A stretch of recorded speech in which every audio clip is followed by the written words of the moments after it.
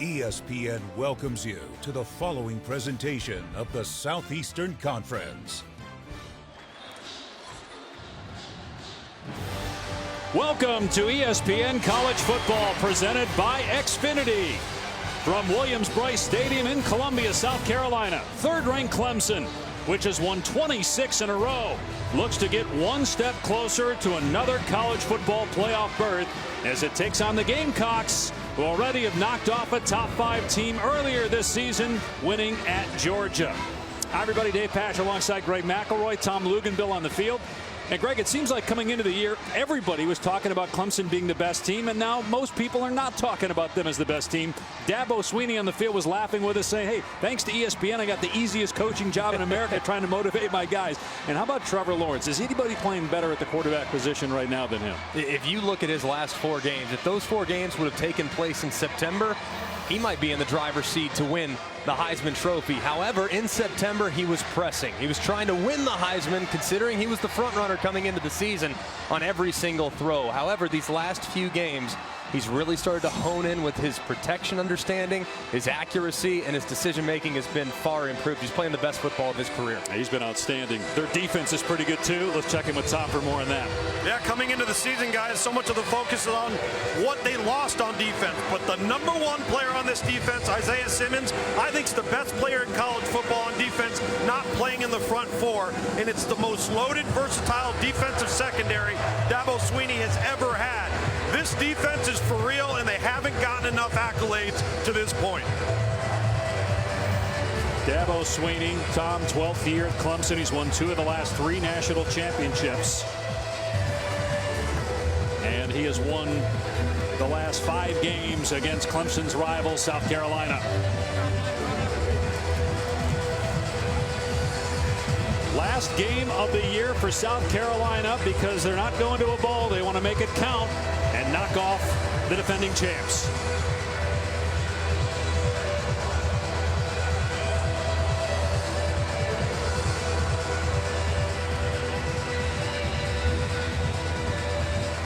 South Carolina won the toss, elected to defer, so Clemson will get the ball first, and Travis Etienne, one of the most dynamic players in college football, is deep as we are underway in the Palmetto Bowl. Etienne from the 5. And he's past the 30-yard line and out to the 36. Settle in and enjoy it. Time of the Tigers for the championship. Lawrence with the rush coming. Touchdown. That kid cannot be 19 years old. Tigers reclaim their crown by crushing Alabama. Trevor Lawrence is a different guy this year than where he was a year ago. Trevor Lawrence looks like a generational talent. This guy is a phenomenal talent. And 6 straight games with 3 or more touchdown passes. The 20-year-old sophomore has been brilliant the last 2 months.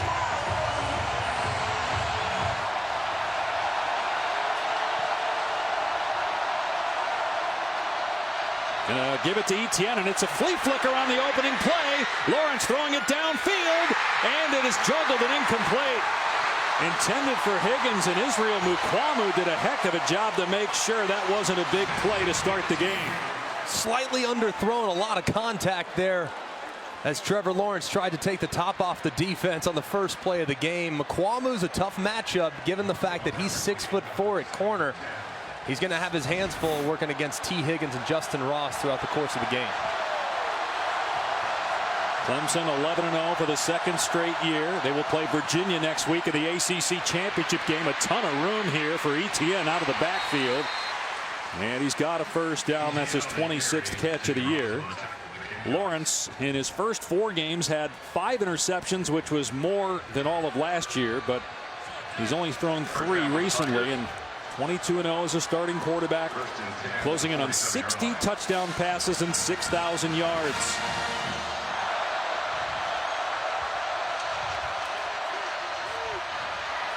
Etienne with room off the right side. Picks up about 7 yards. Etienne averaging close to 9 yards a carry, which is number 1 in the country. He's had an incredible year complementing that vertical passing attack. So much of the preseason accolades went in the direction of Trevor Lawrence and this outstanding receiver core, but ETN from the start of the season until now has been as good and as dominant as any back in college football. The reigning ACC Player of the Year flexes out wide here on 2nd down and short. Lawrence with a quick throw, and that was off the mark, intended for Higgins. A big 3rd down here for South Carolina's defense. Gamecocks have dealt with a lot of injuries this year. One of the reasons why they have struggled down the stretch here, losing 4 or 5. They got a pretty good player up front, and Javon Kinlaw is going to be a 1st-round draft pick. Let's see if he can make something happen here. Kinlaw's lined up here over the center. Lawrence's pass to a wide open Ross. 1st down inside the 40-yard line. And with the dominant defensive tackle Kinlaw, it's going to be important for Trevor Lawrence to get the ball out of his hands quickly. He does so here. A nice job on the outside by Justin Ross on a little snag route. See that stack alignment. Nobody accounts for Ross as he works it back out to the sideline. It's an excellent call. A good conversion on 3rd down. Lynn J. Dixon in the game at running back, and he's going to get the call here inside the 30-yard line. Close to a 1st down as he was shoved out of bounds by Ernest Jones. And guys, that's the area that Will Muschamp, the head coach at South Carolina, was really concerned about coming into this game. For 3 straight years, South Carolina has not stopped the Clemson run game. They have got to get their defense off the field, limit possessions for this Clemson offense, and the only way to do that is to win versus the run on early downs. And on short yardage here, 2nd and 1, I might take a shot downfield if I'm this Clemson offense. Just going to hand it off and easily get the 1st down. Dixon straight ahead behind that senior-led offensive line. They have 4 seniors up front and a sophomore, Jackson Carman, the left tackle. It's probably the group that doesn't get enough love. I mean, so much attention to the talent and the skill on the perimeter and at running back and at quarterback. But this offensive line, for the most part, has been very solid throughout the course of the year with the occasional lapse in protection. Lawrence on the run, and another pass that's off the mark, intended for Amari Rogers. It almost hit Lugs there on the sideline. So it's been a slow start here for Trevor Lawrence. He's been off target on a few throws. Just a little bit. I mean, you can see he's making the right decision, and that's what's most important. He's going to the right place. However, the accuracy just slightly off. Underthrow the deep ball early, missed the slant low a couple plays later, and then there on the move trying to work the corner route just slightly outside. Play action. Lawrence's pass is caught on a wide receiver screen by Ross, and he's bottled up after a gain of about 3, so it's going to bring up 3rd down and 7. That was Jamie Robinson, a true freshman safety, in on the stop. You know, Greg, you look at this South Carolina defense, and what they just did right there was tackle after the catch. That is paramount for them in the defensive back end. Now, because of that tackle, you force a 3rd and long.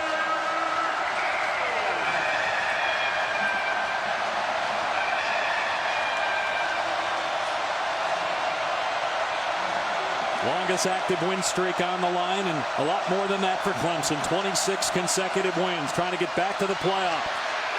Lawrence steps up, has a ton of room inside the 10, and Lawrence tackled inside the 5-yard line. He's a very good athlete who has 7 rushing touchdowns this year after 1 all of last year. Now, this is the one part of his game that has been really good all season long. Nothing there. Sees the middle of the defense vacate because of the route progression, and he goes vertical, and you see that athleticism. He's a big guy. He's 6'6", 220-plus pounds.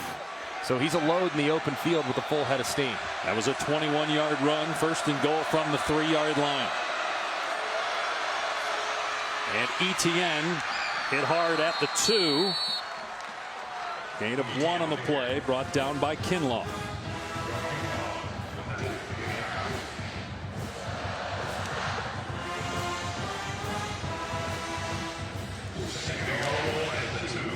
ETN 14 rushing touchdowns on the year. See if he gets the call here on 2nd and goal.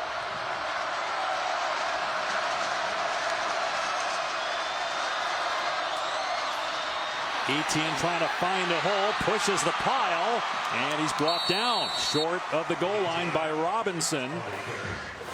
3rd down and goal from the 1-yard line. See Etienne kind of stumble a little bit, trying to decide the best place to enter through the offensive line. You got to think 2 downs to get it here for Clemson. If I'm them, I'm keeping it on the ground. I challenge my offensive line. They got a tight end, Luke Price, in the game at fullback. Here's Etienne getting the call, pushing forward. He did not get in. It is 4th down.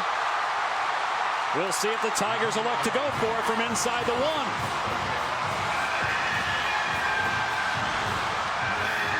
It's a good initial surge. It felt like as he kept fighting, does he get there? But a good spot by the officials as you see the ball in the left hand of Etienne. Brought up about a half-yard shy. And they're going to go for it. Clemson bringing in several big guys. They're making another substitution here with a play clock at 10. They might have to burn a timeout. Yep, Dabo going to call it. Dabo's livid, guys. Saw several players run onto the field and jog back off, so Dabo has to burn one early on.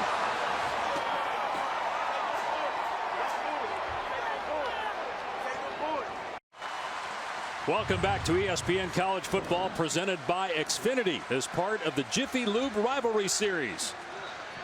Moments ago, Dabo Swinney upset, had to call a timeout. His kicking unit was on the field, and he said, "Get off, we're going for it." He had a few choice words for his son. Yeah, and you'll see Swinney run right by him, and he wasn't pulling any punches for his boy, that's for sure, and he's getting after one of the coaches in charge of substitution as well. They've got a defensive lineman, Niles Pinckney, and Tyler Davis. The 2 starting D tackles are in as the fullbacks, Etienne the tailback, and now they shift Lawrence, direct snap to Etienne, and he is stood up on the 1. South Carolina takes over. T.J. Brunson was there first.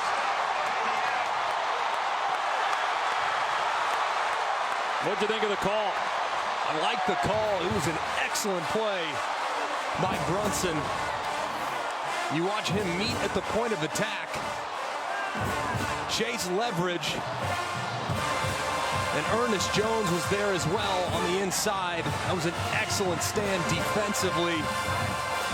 Look at Brunson get to the outside. Jones there to clean it up. Excellent play by the South Carolina defense. 4 consecutive runs, unable to cross the goal line. Great stand. And now Ryan Helinski, true freshman quarterback, as you see there, lined up about 5 yards deep in the end zone. Dowdle, the running back, is a couple yards behind him, and Helinski going to throw, and it's caught past the 20 by Shi Smith. Their best receiver, Brian Edwards, is out today with an injury, so we imagine Smith will be targeted often. That's a 21-yard gain. And last year, South Carolina did a great job against this Clemson secondary by creating matchups against their safeties. That, I think, is probably going to be the recipe again today, even though Brian Edwards, their outstanding senior wide receiver, one of the best in program history, is unavailable, which is a huge loss. But the challenge is going to be on Shi Smith and some of these other young receivers to step up and pick up the slack. Clemson bringing some pressure here. They run Dowdle, and he gets maybe 2. Pinckney on the stop, along with Justin Foster. 19-year-old Ryan Helinski, who had to take over for the starter Jake Bentley at the beginning of the year. Bentley got hurt against North Carolina the first game of the year, and Helinski's been the starter since. He'll throw it again here. It was deflected at the line of scrimmage and incomplete. Something interesting too, guys, with Helinski in this offensive game plan. After that first down play, he ran over to the sideline to get the play himself, ran back into the huddle. Now they've gone straight to the line of scrimmage. We see Clemson's guys taking a little while to get lined up. It was Xavier Thomas that deflected the pass on 2nd down. Here's Helinski to throw on 3rd down, and it's intercepted at the 40-yard line by Kendrick. And he brings it back inside the 25. Darion Kendrick with the pick, his second of the year. This was a great job by Kendrick. The throw was inside, and the reason why it was inside, if you look at the defender there in the flat, Kayvon Wallace, number 12, see him drift back into the corner route. He's trying to throw it inside of Kayvon Wallace as he drifts back. Therefore, the ball stays inside, and Kendrick's able to make a play on it. That was a good job by Wallace playing with the quarterback's eyes, and an inaccurate throw by Helinski trying to force it in when it wasn't there. And look at what Clemson has been able to do in terms of turning turnovers into points. Only Alabama's been better the last 2 years. That's the 25th takeaway this year for Clemson, third in the country.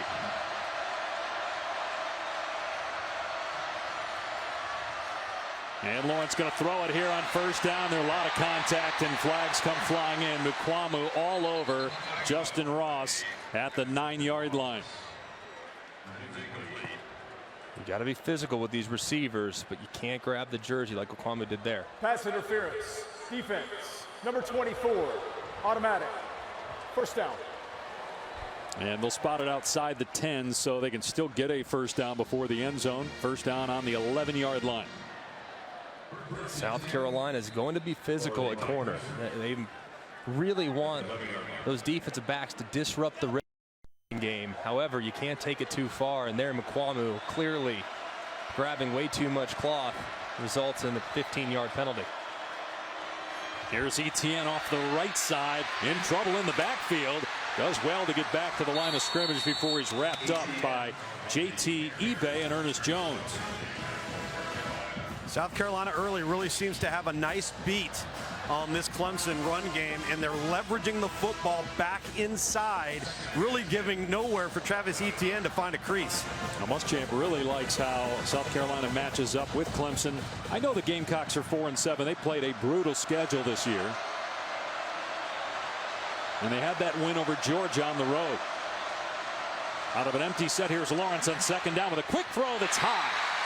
Intended for Ross. And so it is third down and 9. A little bit off for Trevor Lawrence here in the early going. That ball, big wide receiver, you want to throw it high. That one just a little bit too high as they were in that empty set, which is such a good formation for this Clemson offense. All about creating matchups in this part of the field, and Trevor Lawrence does such a great job throwing the back shoulder. If he can find a one-on-one, he might try to take advantage of it. Lawrence looking at that bunch formation. Here's a fade to the corner, and it's beautifully thrown to Higgins for a touchdown. 9th touchdown catch of the year for T. Higgins, and Trevor Lawrence with his 28th touchdown pass. It's a beautiful throw right to the spot. When you're throwing the fade in the end zone, you aim at that back pylon. That's the landmark for the wide receiver. T. Higgins was holding his landmark perfectly, and Trevor Lawrence dropped it in the bucket for the first score of the game. Here's Potter, and it's 7-0 midway through the first quarter here in Columbia. Since 2015, Clemson has not lost when it scores first.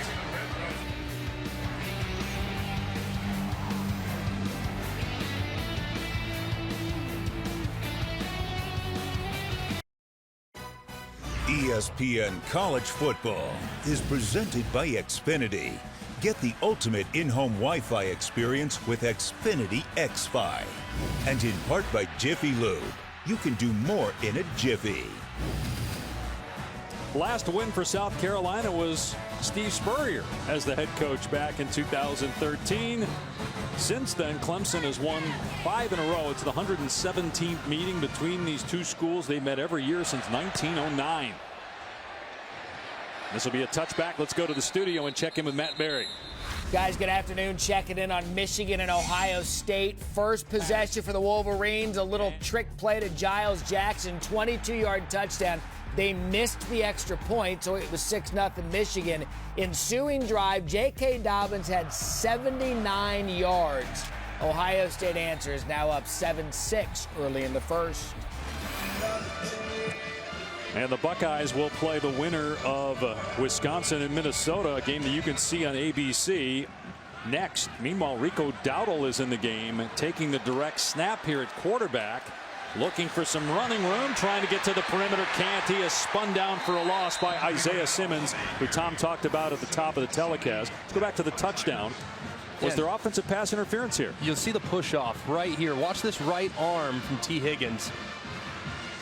It's a push off. The problem is for the officials, it's low. It's not up around the head. It's not up around the shoulders. But Will Muschamp really upset with the officials as he saw that hand extend to create a little extra room. Understandably so. Let's get a throw here underneath. It's behind Markway. Why do you think you finally get a possession where you're starting on your own 25? Because you started on your one the first possession, and I know that Helinski threw a pick, but why run the trick play with a direct snap? Why not try to get your offense into a groove a little bit here? Just another thing for the defense to take account for. You want to throw a bunch of looks at them early in the game, force them to burn some chalk, force them to make some adjustments defensively. So a little wildcat is something that they have used in the past and will use again. Want to see whether or not it'd be effective early so they can come back to it. See if Clemson comes after him here on 3rd down and long. Only rushing 3, and it's a screen that Clemson's Skolsky reads beautifully. Takes down Feaster, who played at Clemson for 3 years, won a couple of titles before transferring to play for South Carolina. So a 3 and out for the Gamecocks. It's a great job right there by Brent Venables, the defensive coordinator for Clemson. A tendency breaker, 3rd and long. A lot of times you'll see Clemson bring the heat, force the ball out of the quarterback's hand. A great counter to that heat is running a little quick screen like that. However, he called off the dogs. He dropped guys back out, and Skolsky made a nice play. Venables in his 8th year as the Clemson defensive coordinator, one of the best in the business. A short punt, but it takes a South Carolina hop, and it forces them to scoop it up on the 30. Kendrick, who had the interception, and he's out of bounds around the 36-yard line. 49-yard punt. Flag down at the 33. During the return, holding number 26, return team, 10-yard penalty, 1st down. So Sheridan Timeout. Jones commits a penalty. Clemson up 7-0.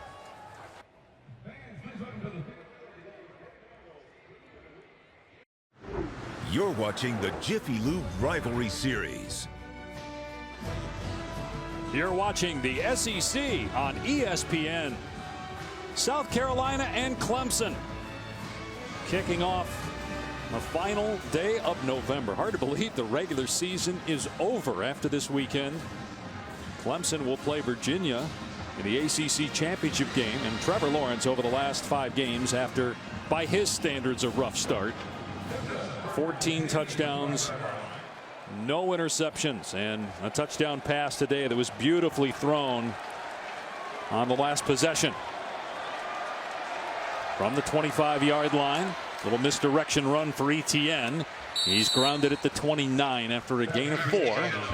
Lawrence, a true sophomore from Cartersville High School in Georgia, number 2 overall on the ESPN 300. He wears number 16 to honor Peyton Manning, and last year became the first true freshman quarterback to lead a team to a national title since Jamel Holloway back in 1985 with the Oklahoma Sooners. He's so gifted, and when he's on his game, man, good luck. So fun to watch. Going to run it again, and Etienne is close to the line to gain. A stop forward progress at the 34, so 3rd and 1. You know, Greg, when you talk about being on his game, I think so much of that this year is just taking what's in front of him, not trying to hit the home run, not looking at it as if we don't hit the 40-yard pass, it's an unsuccessful play. That's been the difference in him the last 7 weeks. Yeah, really stayed within the offense these last few weeks, allowed his playmakers to come to the forefront, and obviously the results speak for themselves. Now 2 tight ends there on the left side here on 3rd down and 1. Running Etienne, who's upended. It looked like he got the ball across to move the chains. Ernest Jones with a tackle. So they almost lost to North Carolina. The Tar Heels, a failed 2-point conversion. And since then, Clemson has been the best offensive team in college football over the last 6 games, winning each one by 30 points or more. They've won 4 in a row by 45 points or more. No one in the history of college football has ever won 5 straight by 45 or more. Lawrence off play action, steps up, takes a shot downfield, going for Higgins. It's a touchdown. What a throw by Trevor Lawrence. 65 yards.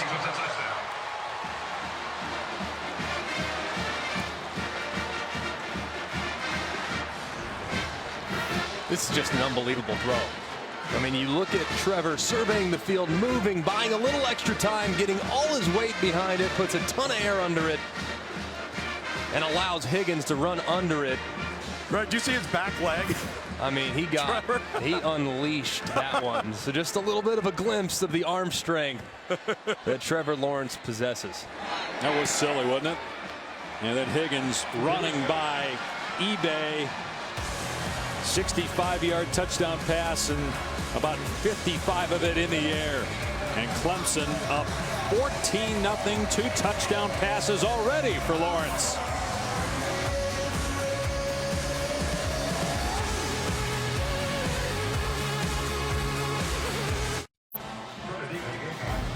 Coming this week on Sunday NFL Countdown, how the legend of Heisman Trophy winner and MVP favorite Lamar Jackson was born. Plus, Randy Moss ranks the best catches from college football. And the crew reveals the top Turkey Bowl play from across the country. Catch Countdown tomorrow, 10 a.m. Eastern on ESPN. Were you a Turkey Bowl guy growing up? I was not, no. Believe it or not, they didn't do the Turkey Bowl. You played the real thing, I guess. So see, us wannabes play Turkey Bowl.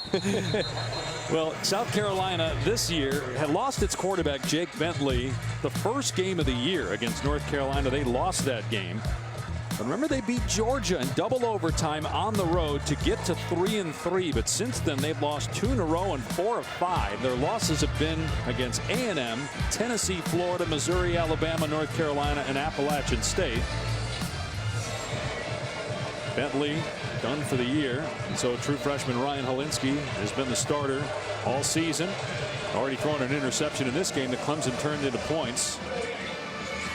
Could easily be 21-0. Remember, South Carolina stopped Clemson on 4th and goal from the 1 on the opening possession. And another negative play as Feaster is wrapped up in the backfield by Rudolph, a loss of 5. Injury's been a problem, though, for South Carolina. They've lost 2 quarterbacks to Kerryon Joyner. He's the backup quarterback. He got a concussion against A&M. He's not available today. Here we go with Hilinski. You see the huddle now. This is what they're doing. They're going to come into the huddle so that they just don't line up and give Clemson a look. It's just so hard sometimes to overcome those key injuries. Feaster able to break a tackle at the line of scrimmage and get positive yardage out to the 28. When you're a team like South Carolina, your margin for error is remarkably slim, especially when playing against some of these really talented teams that they've seen throughout the course of their season. When you have to play Alabama and Texas A&M and Clemson and all these, Georgia, I mean, 3 of the best teams in America, and they got the win against Georgia. It's been really, really tough sledding, and you certainly can't do it if you're less than 100% with some of your stars missing. Pressure coming off the edge here. Everybody covered. Hilinski is sacked. Back inside the 25. Isaiah Simmons in the backfield again. Boy, is he special. And you're going to see pressure coming around this edge, and they're going to swoop it. And as a result, Hilinski tries to moves a little bit too far. And Simmons is able to rally back and drag down the freshman quarterback as Hilinski's walking off gingerly. And we talked about the injury to Joyner. The next quarterback is Jay Urich, who's played wide receiver this year. He did get some snaps at quarterback last year, but not this year. Good punt. And the fair catch made by Kendrick at the 27, 45-yard punt. Here's Matt. Guys, it is Rivalry Saturday, so we'll check in on Georgia Tech. Jake Fromm going to have to find a new target. Lawrence Cager out. Tyler Simmons, good catch. And then Brian Herrien takes it in for the rest. Bulldogs up early on ABC, 10-0. And obviously Georgia has LSU next week in the SEC championship game. Clemson is in the ACC title game against Virginia. South Carolina's season is over after today. Trevor Lawrence, who's red hot, 2 touchdown passes already, back out there. First down on the 27-yard line. A little quick pitch to Dixon. He gets smacked at the 31-yard line by Jones. Gain of 4. See Jones get up a little slow there. He's been so good for South Carolina this year. Him and T.J. Brunson have really solidified a position that has been a bit of a problem these last few years for South Carolina. The linebackers. Brunson was playing out of position in the middle. He's now been fortunate enough to switch to Will, where he's a little more comfortable because of the emergence of Ernest Jones. They shift Amari Rogers into the backfield and pitch it to him, so he's got running room on what's a forward pass, and he's past the 40-yard line. Remember, he tore his ACL back in March, and he returned week 2 against Texas A&M. Hasn't been as productive this year as many people thought he would be. How does that even happen? I mean, it is amazing to think how quickly you can come back from that, and it's a testament to Clemson's medical department and Amari Rogers grinding through his rehab. Fresh out of downs on first down. Here's Dixon trying to get the perimeter. He's into South Carolina territory. So a gain of about 14 yards. First down.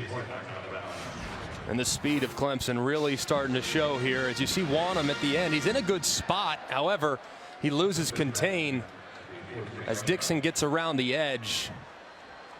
In between the tackles, South Carolina matches up pretty well. But when you get these athletic running backs and wide receivers on the perimeter, that's where it becomes extremely difficult to contain this Clemson offense. And here's Dixon again, and this time he's gobbled up by Rick Sandage after a 1-yard run, and that will be the final play of the first quarter. Clemson trying to get to 12-0, win its 27th consecutive game and 12th in a row on the road. Leading South Carolina 14-0.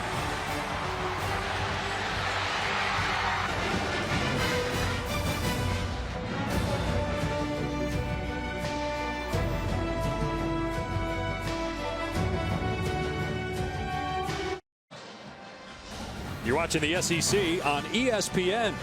14-0 Clemson over South Carolina after 1 this season. For every field goal and extra point made by participating universities, Allstate will make a contribution to the university's general scholarship fund. Thank you, Allstate. Dave Pasch, Greg McElroy, Tom Luganbill back in Columbia, South Carolina, where Clemson is rolling. Dabo Swinney's team trying to get a step closer to another college football playoff berth. Trying to win the title for the 3rd time in 4 years. Only 2 schools, Nebraska and Alabama, have done that. Lawrence throwing it downfield again. Incomplete. Intended for Justin Ross. It'll bring up 3rd down and 9. J.C. Horn in coverage. Really good corner. Let's take a look at the college football playoff rankings.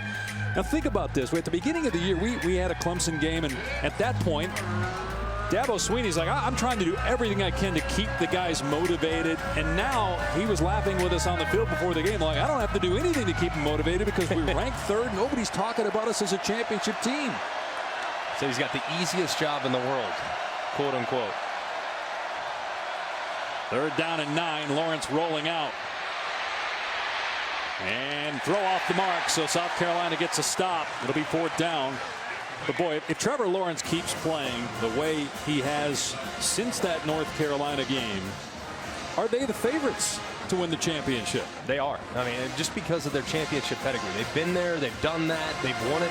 They know what it takes to play a 15-game schedule, and with all due respect, the talent level that both Ohio State and LSU have, who are clearly in the mix as well.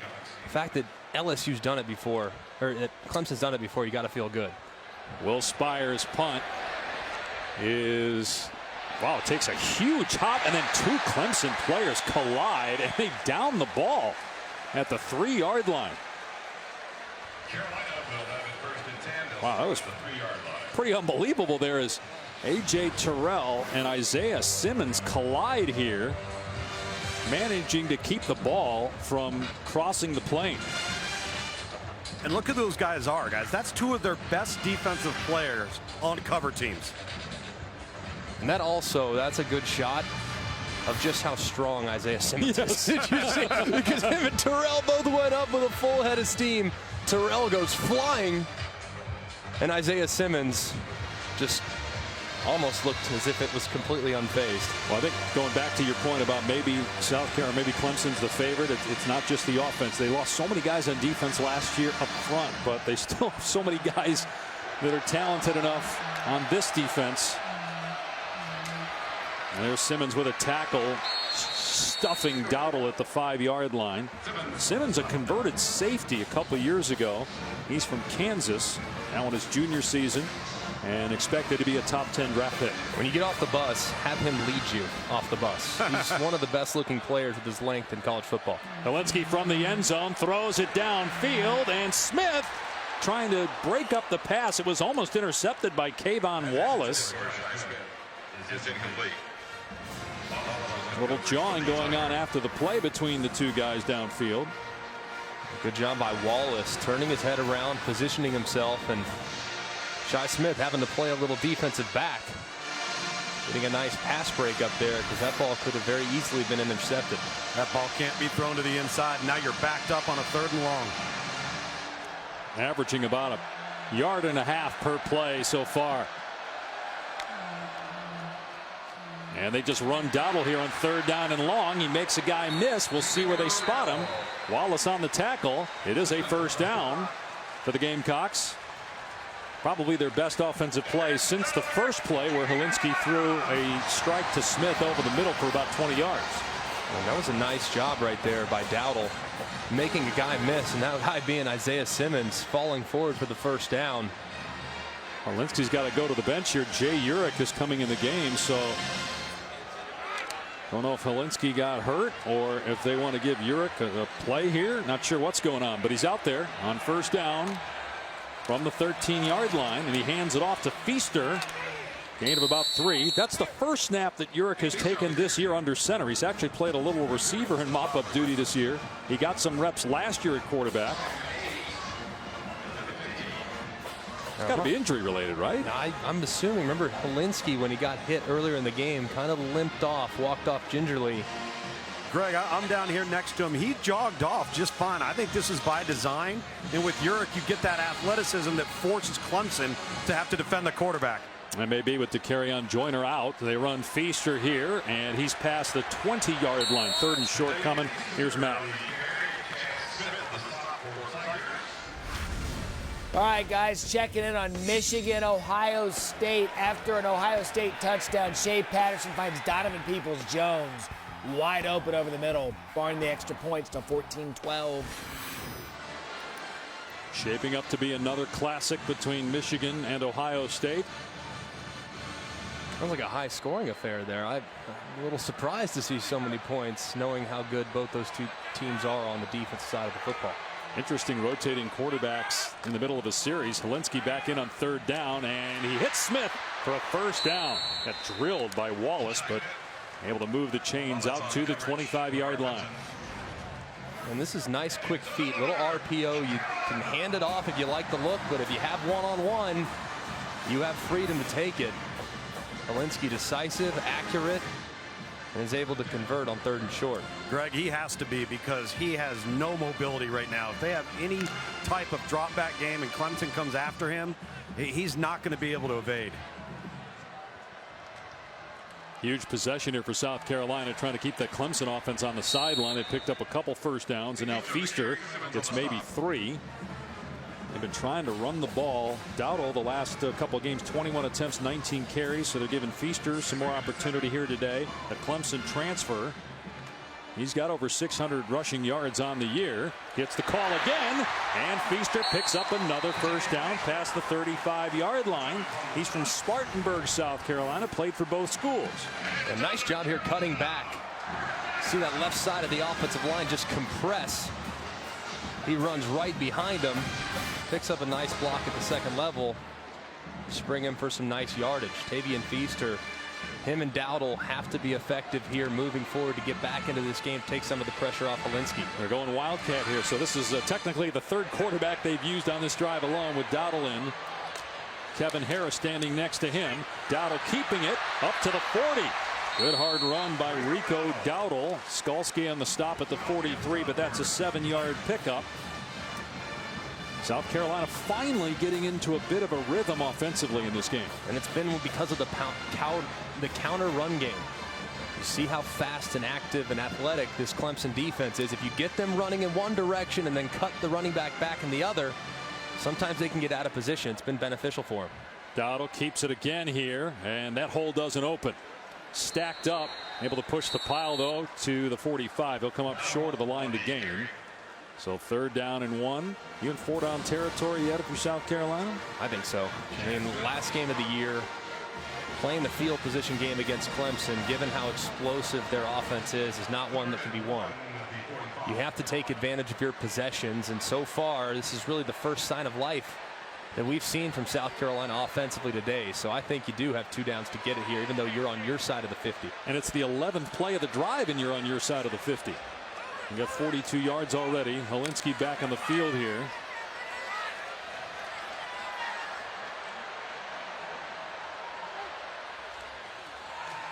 Hand off to Kevin Harris. No, it's a fake. Hilinski throws it down the field to Markway inside the 30-yard line to the 25. A 30-yard pass play. This is a really nice design. You're going to see Markway just kind of sell it and then go. Really well done. You see the commitment defensively from the Clemson Tigers because of the full sellout run look.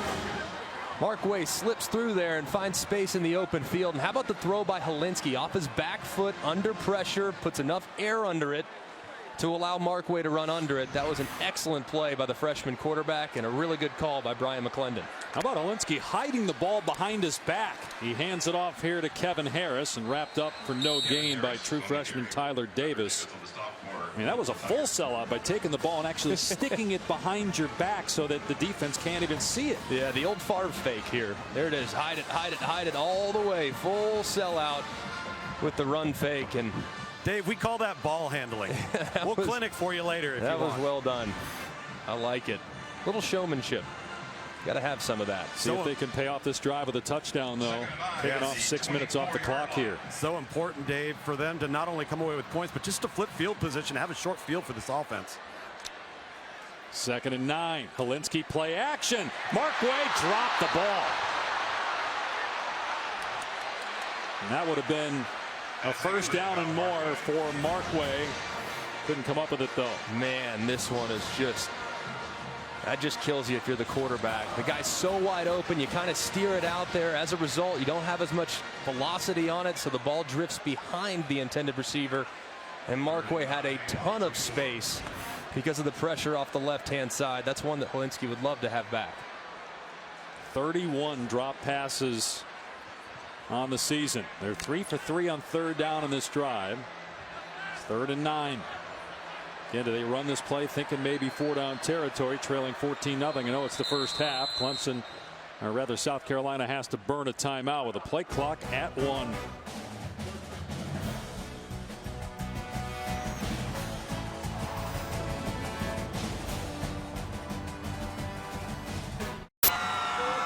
Taco Bell celebrating student section and passionate fans like these, awarding the Live Más Student Section of the Year. The Gamecocks student section already on the national watch list. Go to ESPN.com/Taco Bell to see how your school can compete or get the committee's attention by using hashtag Live Más Student Section Contest.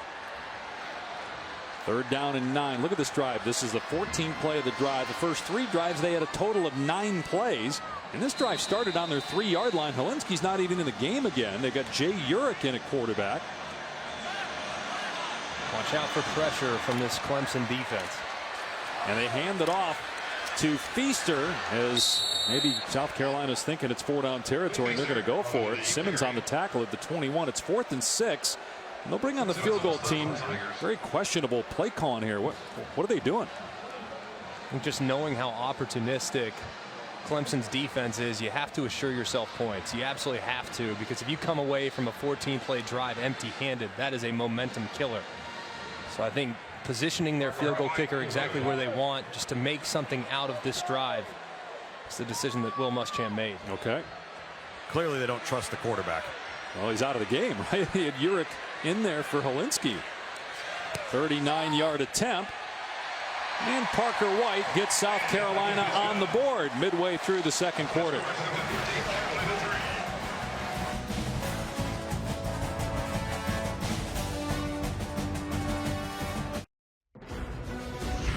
ESPN College Football. Brought to you by General Mills. Bring more to your game day with General Mills tailgate recipes. See what you can create at wearetailgatenation.com. What's really interesting about that game, Dave, Steve Fuller to Jerry Butler. So that touchdown pass was called the catch. We all know that Dwight Clark in the NFL for the Niners had the catch, but Dwight Clark played in that game. He was a tight end at Clemson. Clark passing away June of 2018. A legend in the NFL for what he was able to accomplish in San Francisco. 14-3 Clemson after South Carolina got some points. A 39-yard field goal by Parker White. This one fielded on the 2-yard line by Etienne, and a long way to run. Able to break the tackle on the 12. Here comes a flag, and he's brought down to the 25. And that's the danger there of not fair catching that and just taking the 25-yard line, is that so many times you get a block on the back, especially on those long returns to the opposite side of the field. Illegal block in the back. Number 24, return team. Half the distance to the goal from the spot of the foul. First. Let's see who's looking good today. Brought to you by DXL Big and Tall. Well, he's big and he's tall and he's looking good. Trevor Lawrence using his legs. See the defense just vacate the middle of the field. He gets north and south to convert on third down. A couple points later, he drops it in the bucket. Beautiful throw on the goal line fade. And then how about this one? 60 yards in the air after he moves off his spot. Trevor Lawrence has been dealing a very hot hand these last couple drives. Not just doing it with his arm, too. Also making a few plays with his legs and accounting for a couple touchdowns. He was the Heisman Trophy favorite coming into the year. Got out to a little bit of a slow start. We'll see if he gets invited to New York, but unlikely at this point that he's going to win the award. As Lawrence throws here on first down, and wide open in the middle of the field is Ross. Easy pitch and catch out to the 23-yard line. Justin Ross. I wouldn't say he's taken a back seat to anybody, that's for sure. Both him and Higgins have done an excellent job this year, but Ross, you just thought it was inevitable that he's going to be in the conversation for the Biletnikoff. Hasn't necessarily come to fruition, but he's got a very bright future. Lawrence going to keep it here and throw it at the last second, and Rodgers is dumped. Big hit by Jamie Robinson, only a 1-yard pickup to the 24. A good job defensively by Sherrod Green at the end of the line of scrimmage. Giving a pull read, but staying wide, tracking Lawrence, forcing the ball out of his hand, and an excellent job by Robinson. Staying true to his responsibility within the defense and taking care of Amari Rodgers and making the tackle in space. Second down and 9, and they're trying to set up a screen to Dixon. He is dumped in the backfield by T.J. Brunson at the 18-yard line, a loss of 6. And you're going to see the left side of this offensive line drop out and try to get it, but T.J. Brunson beats him to the spot. Recognizing on second and long, they will do quite a few screens. Brunson, mindful of that tendency, and dropping him for a big loss.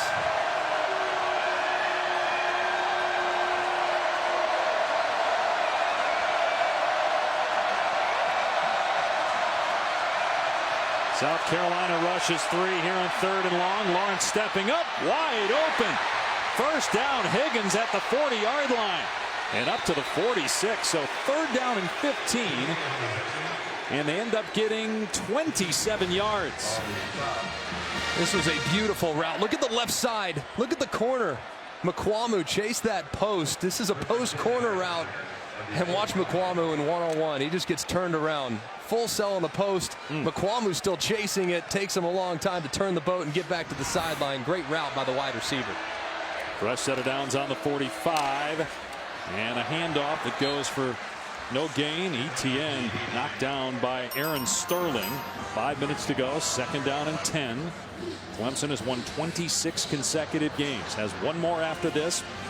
And if it wins today and knocks off Virginia next week, it will be in the college football playoff for the 5th straight year. You see that they're just so explosive, man. I mean, third and long, super long, no problem. Strong arm quarterback and a great route running wide receiver. Lawrence throwing it downfield, and it's caught. Ross. Let's see, did he step out? Officials got his hat on the ground. Did he get forced out, or did he go out on his own? It's a gain of 30 to the 21. I think he got forced out by McQuamu in press coverage. Yeah, I think you're right, Greg. And he tries to obviously reestablish himself in bounds. He does. Beautiful late hands there by Ross going up and picking that ball out of the air. Now we got to stop it. Sure going to look at it, but I'm with you. I think he was forced to the sideline by the defender. If you go out on your own, you can't come back in and be the first guy to touch it. He did everything right there.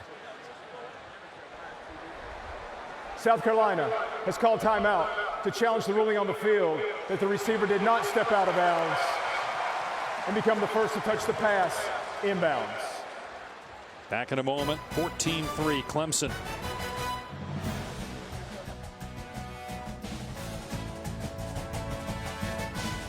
So ruling in the field is confirmed. South Carolina loses a timeout and can't challenge for the remainder of the game. As you watch the replay of this, let's bring Matt Austin in, our college football rules expert. Matt, tell us what's going on here, what they're looking at. We're supporting 3 games, Greg. Well, I just got to look at the play. The runner, the receiver looked like he stepped out of bounds several feet back. So they could, if there wasn't a hat on the ground, they could be, was he stepped out of bounds, then the first to touch, which would make it illegal touching, therefore an incomplete pass. I'm not exactly sure what they looked at. Well, I got to think that they assume McQuamu pushed him out of bounds, right? As Lawrence dumps it off here to the tight end J.C. Chalk, who's knocked down at the 15 by Robinson. Gain of 3 on the play, because clearly the official threw his hat. Yeah, I think the eventual ruling was the fact that McQuamu forced the receiver out of bounds. He did step out 3 steps actually out of bounds. However, he had 4 steps past that where he reestablished himself in bounds, went up, made the play. I think it was the correct call by the official. Clemson in the red zone here, trying to add to an 11-point lead. Lawrence on the rollout, in trouble, and dumps it off. And they lose yardage there. Overton on the catch. Maybe there Lawrence just throws it away. So now it is 3rd down and 8 after a loss of 1.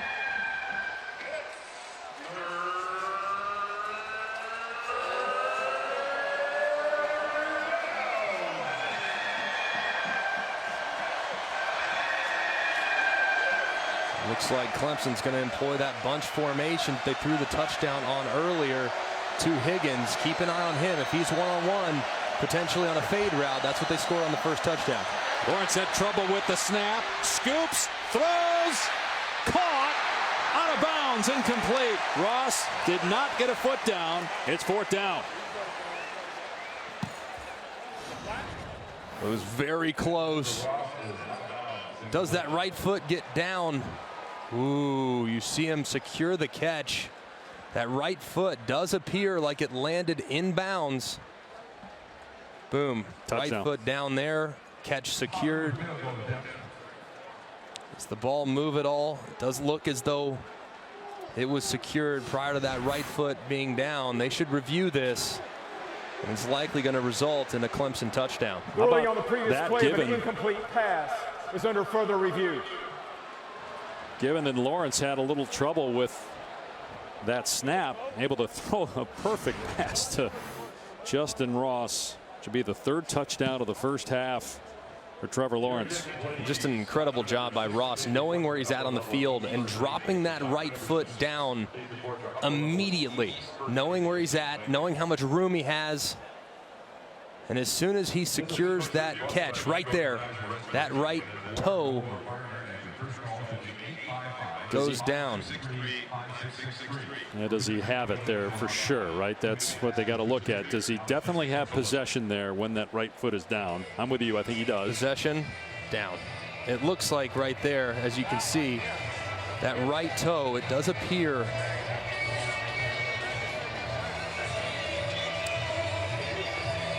That would be the 60th touchdown pass of Trevor Lawrence's young career. Tell you, Greg, Justin Ross's sideline awareness and body control in tight quarters is about as good as you're going to find in college football. And that was amazing right there. Yeah. After further review, the receiver's right foot came down inbounds in the end zone, and he maintained possession of the ball. It's a catch, and the result of the play is a touchdown. I mean, obviously the catch was great, but how about, first of all, Lawrence able to just get a hold of that football there and make the throw. His touch throws are just phenomenal. You see, he surveys, he finds and identifies the one-on-one after a horrible snap. He gathers himself, ton of poise, no problem. Gather the snap, get your feet back underneath you, get in rhythm and throw it accurately. He did so beautifully there for his third touchdown pass. I mean, how many guys would panic when the ball's on the ground like that? But he doesn't. He just picks it up and throws it perfectly. He was 8 of 8 on that drive.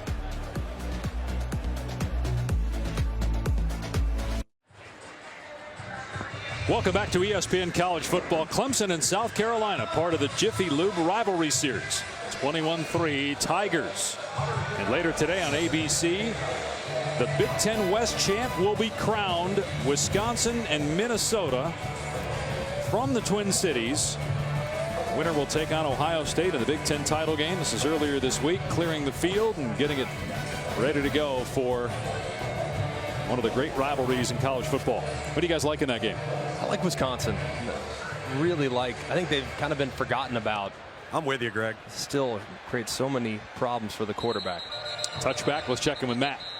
All right, guys, coming up on the Lexus halftime report, a back-and-forth game in the game, 21-13 right now, Ohio State. Plus, we'll travel around the country with some of the best rivalries being played today. And we'll get you set for that Big Ten West showdown. Jesse Palmer, Joey Galloway join me coming up on the Lexus halftime report. All right, Matt. Rivalry game here, 117th meeting. They've played every year since 1909. 3 minutes to go. 2 timeouts left for South Carolina, and Ryan Hilinski in the game, a quarterback from the 25-yard line. And some movement on the left side of the line. Dylan Wanham, who's playing left tackle. He has been playing right tackle. Would move to left tackle today. Looked like he came out of his stance early. Full start. Number 13, offense. 5-yard penalty. First down. Actually get the receiver for that. Ryan Hilinski, true freshman, went to Orange Lutheran High School in Southern California. Started every game since the opener when Jake Bentley went down with a season-ending injury. Brothers Kelly and Tyler, both college quarterbacks, of course. The Tyler Hilinski story well known. Tyler died via suicide January 2018 as Ryan Hilinski is sacked here on second down. The family has moved here to Columbia to be with their youngest son Ryan. The parents Mark and Kim have started a foundation, Hilinski's Hope, which helps improve mental health awareness for college athletes. They were at senior day at Washington State last week, which would have been Tyler's last home game in Pullman. Just a heartbreaking story, but the way Ryan's paid tribute to his late brother is really touching. Second down and 23. They run Feaster, and he's out to the 17-yard line. Well, you talked about how Ryan has honored Tyler. He's done it in so many ways. He has a tattoo of a lighthouse on his arm, which he says tells him where he's been and also where he's going. And such a tough year for the entire Hilinski family. A timeout taken by Clemson here with 3rd down and 18.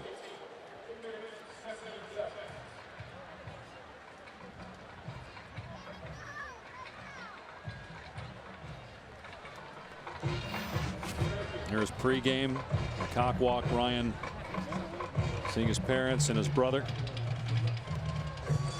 It's been special too, just the way the community here in Columbia has embraced the Hilinski family, the support and the tributes that they do after halftime, raising threes to the air. Even the visiting teams have started to participate in that as well. When South Carolina goes on the road, it's a horrendous story, a heartbreaking story. I don't know if you ever recover from that, Greg. I mean, the loss of a child is just it's just heartbreaking. Yeah. I mean, it's so heartbreaking, but The way they've handled it and the way that they've been able to bring awareness to suicide prevention is so admirable, making what is a horrendous situation, trying to make some good of it. Clemson rushes 4. They're setting up the screen here to Dowdle.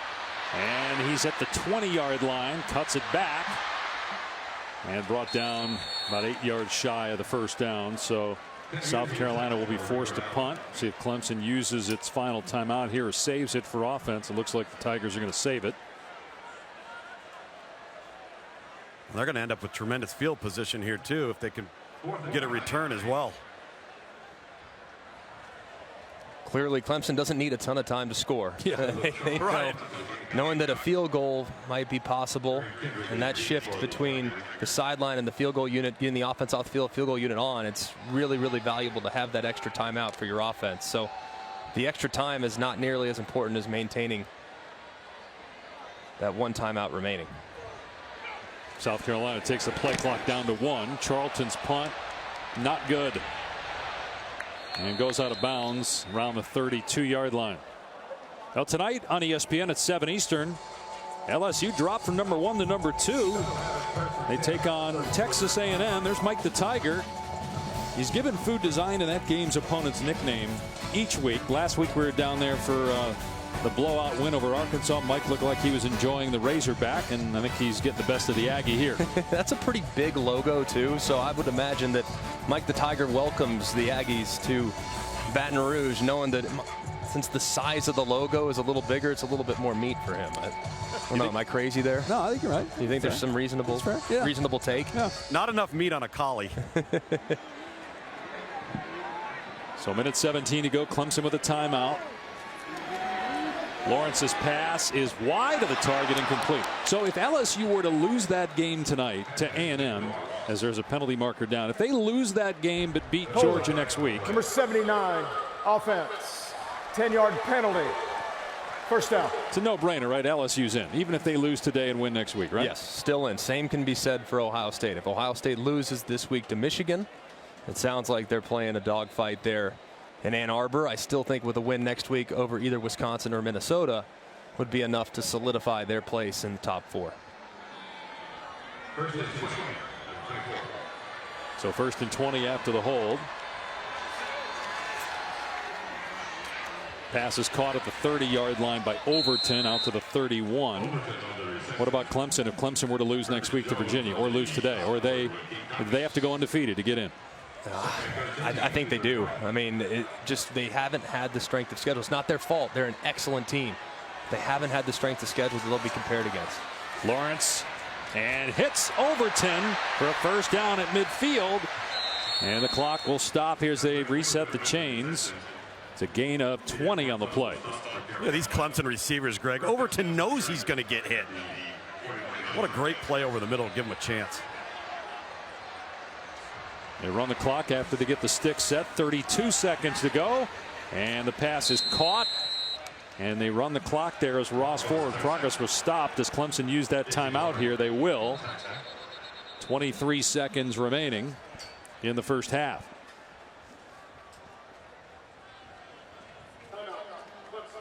So you're talking about Clemson and the strength of schedule and that it's not their fault.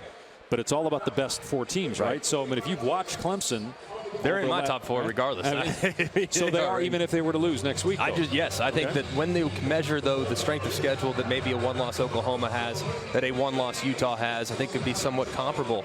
But if you really look based on the eye test, the game control, the other metrics that you look at when determining who the 4 best are, I don't know anybody that can make an argument against Clemson. It's just the strength of record hasn't been up to par compared to what we're usually used to, given the fact that the ACC is down relative to some of the other leagues in the Power 5. You look at the first 4 games, they were rolling, and then against North Carolina, they survive on a failed 2-point conversion attempt at the end of the game by North Carolina. But the last 6 games, average margin of victory is 43 points. It's an ACC record that they've scored 30 or more in 6 straight games. So 25 seconds to go. Clemson out of timeouts, trying to get more points here at the end of the half, already leading by 18. Lawrence moving to his left, in trouble, but able to elude a sack. Trying to get out of bounds here. And he does, as he got knocked out of play by Mukwamu. The clock is at 14 right now. Gain of 9, though, for Lawrence. Yeah, I don't know how he got out of this. As you see the pocket start to collapse around him, he has to work his way through it. A couple missed tackles. You see some of that mobility that we've talked about with Trevor Lawrence. And a smart job, too, getting to the sideline and then kind of absorbing that hit and falling forward. Maybe you get a free 15 because they think it's a late hit. So that was a really nice job. Nice aware job by Trevor Lawrence. They get no timeouts left here. Lawrence throwing it in the field of play to Ross. So they got to get up there and spike it quick because it wasn't a first down. They're not set yet. 2 seconds to go, and Lawrence spikes it, and you're looking at about a 47-yard try for B.T. Potter, who's missed 6 field goals this year, but the last 3 games he's only had 1 attempt. Fresh legs. 51-yarder here for Potter. And that was just an excellent job. Or excuse me, 51-yard on the season is his long. This is a 46-yarder. Excellent job in 2-minute operations there, getting the clock. That was a sign of an extremely well-coached football team. Well, Muschamp going to burn a timeout here. So 46-yard attempt coming here.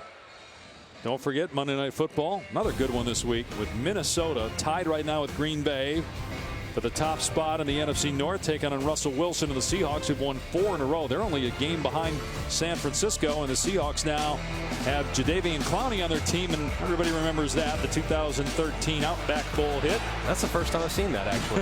I've never seen that before. Stop. Against Vincent Smith. Our truck is bragging right now about how great the replay sequence was because they did that game. So, of course, they're bragging on the truck right now. But, man, it's been great to see Clowney and how well he has played with the Seahawks after some up and down play in Houston. So Will Sweeney, Dabo's son, is the holder, and Potter on for a 46-yard field goal attempt with 2 seconds to go. And it's a beautiful kick by Potter. 24-3. Clemson, as Lawrence finishes the half, completing his last 12 passes. And he had 3 touchdowns in that first half. 16 touchdowns, no picks in his last 4.5 games.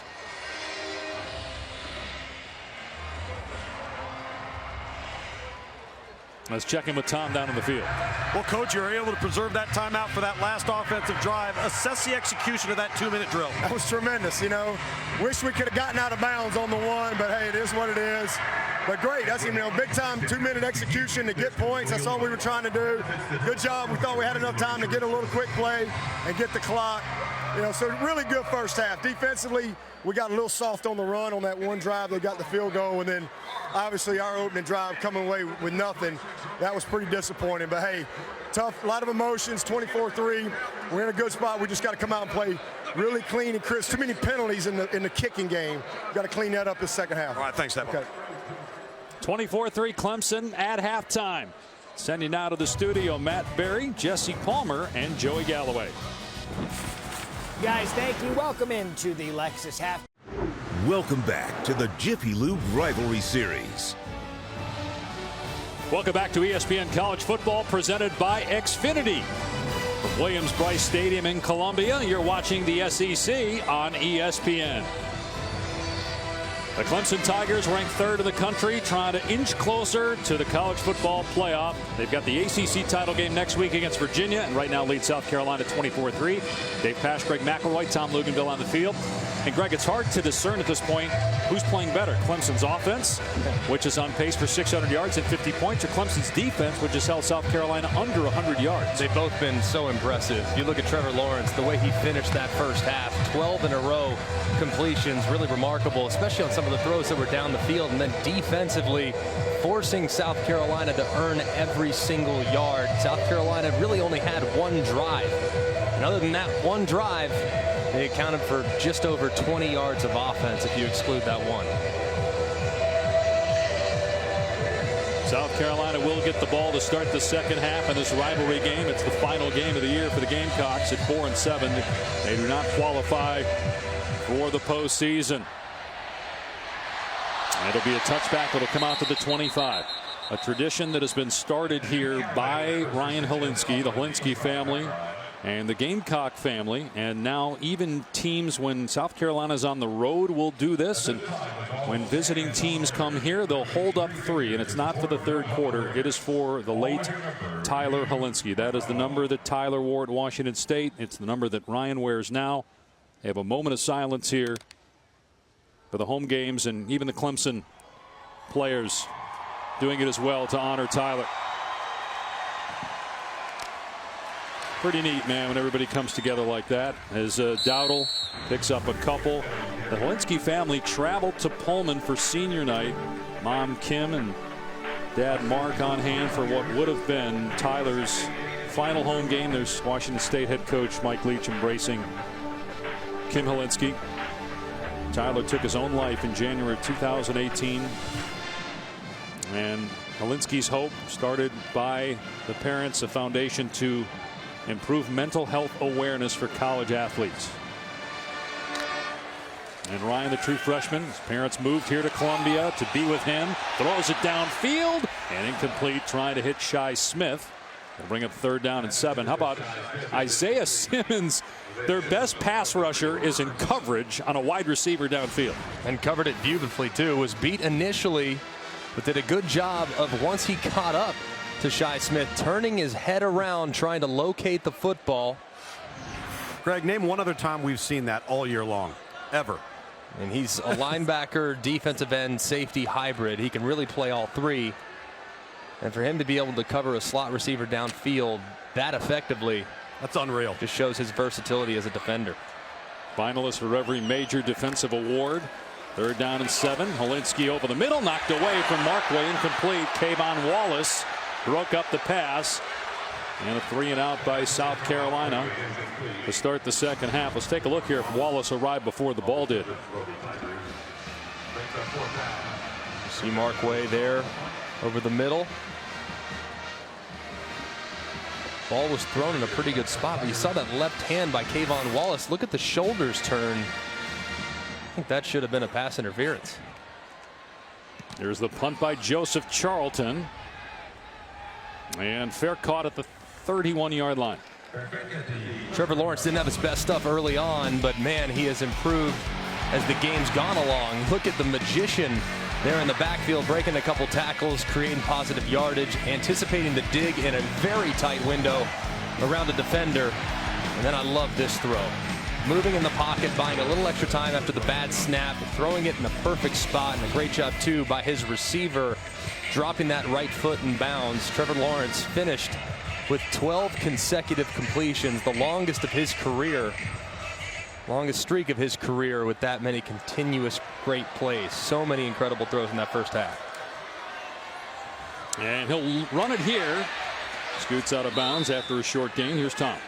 The guys talking to Will Muschamp coming out of the locker room, and really about Trevor Lawrence. They need to force a turnover. They need to sift the momentum over to their sideline. Really concerned about his own quarterback position right now. Ryan Hilinski is not at full health. They will continue to shuffle quarterbacks in and out to try to help their run game, force Clemson to have to defend more. But it's really about getting this Clemson offense off the field. Which nobody, Tom, has been able to do the last 6 games. Clemson has won each of those games by 30 or more points. Lawrence from the pocket dumps it off to ETN, and a good open field tackle by Ernest Jones. You know, going back to Trevor Lawrence, Greg, you made the point at the top of the telecast that if he plays in September the way he played in November, he might be the front runner for the Heisman Trophy, which is what everybody thought coming in. And I think there's nobody that's played better at that position this month than him.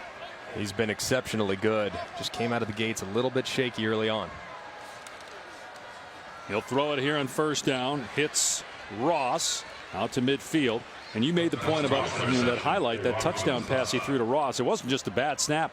It was a fumble. The ball's on the ground. He's got to scoop it up and still throw a perfect fade to the corner. And that's the one thing about his game that's so remarkable is the poise. I mean, under pressure, no problem. Can move in the pocket with ease and deliver strikes even off balance. He'll throw it here on 2nd and short, looking downfield. And pitch and catch to Ross with Nukwamu trying to cover him. just makes every throw look simple. Gain of 15. And his offensive line did a great job here too. I mean, only rushing 3, so you should have a ton of time. Trevor recognizes that, buys a little extra time, and improves the angle to throw that comeback route off scramble. Always under control. He makes it look easy. I mean, that's really what it is. He makes it look easy, and when he's in rhythm, he's almost impossible to defend. Greg, it's almost like he's in slow motion. And everyone else is flying around. And Amari Rogers going to throw it back to Lawrence. Lawrence was covered, and so Rogers throws it away. They ran a trick play to start the game, a flea flicker that Lawrence's pass was underthrown and incomplete. Dabo's telling him, run the ball, Amari, run the ball. I actually kind of like the throwaway. I mean, how often do you see? I mean, we'd credit the quarterback for throwing away. Why don't we credit Amari Rogers? You know what, Greg? Hey, don't make a bad play worse. What's lose so it. funny about that, too, is you always tell the guy if it's not there, throw it away, and they never throw it away. Right. And he did. 2nd and 10, Lawrence to the air. Again in trouble. Gets away from pressure and dumps it off to J.C. Chalk. This is a school record for consecutive completions in a single game, 16 in a row. And again there, he felt the pressure. It's so hard to get him down. He's 6'6", 225. Great awareness there in the pocket, too, of defenders at his feet.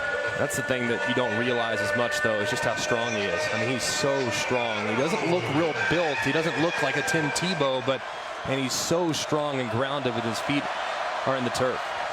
Big 3rd down here for South Carolina's defense. The pitch by Lawrence, and Etienne with a burst of speed gets the 1st down inside the 15-yard line. Gain of 18 on 3rd down and 6. And you see this defender off the right side absolute pummel Trevor Lawrence and drive him to the ground. A little bit of an awkward fall there, and Etienne does the rest. You see Trevor kind of land awkwardly there as he went to the ground. Big hit by Kingsley and Agbury. I like getting back up immediately, though. Hey, unfazed by it. Come back at me. Off play action. Lawrence lobs it. Incomplete. Flags are all over the field, though. It was intended for Higgins. Mukwamu in coverage.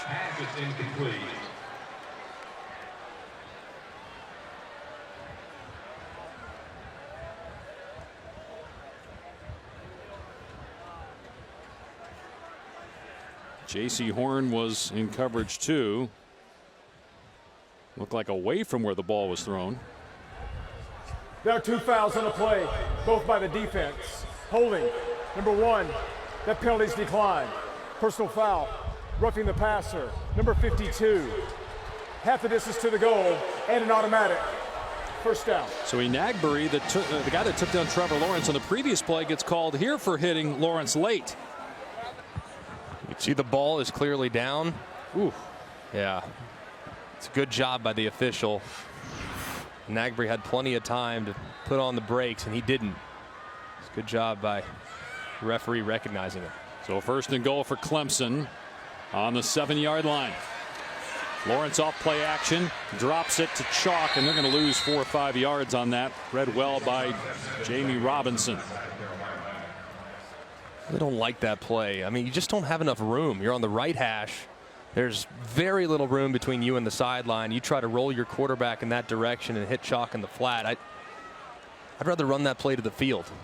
So if I'm on the right hash, knowing I have a right-handed quarterback, I'm saving that one for a time when I'm on the left hash with the right-handed quarterback moving to the right when I have plenty of room. On 2nd and goal, Lawrence to throw again. Hitches, fires, incomplete. Unable to make the catch was Frank Ladson. Penalty marker thrown down at the 3-yard line.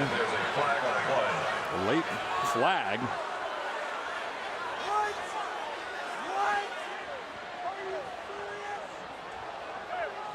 This was a really late flag, too, from the field judge. Pass interference, number 24, defense. By rule, the ball replaced at the 2-yard line and an automatic. 1st down. You see McQuamu here working on the edge. There is some contact. You think?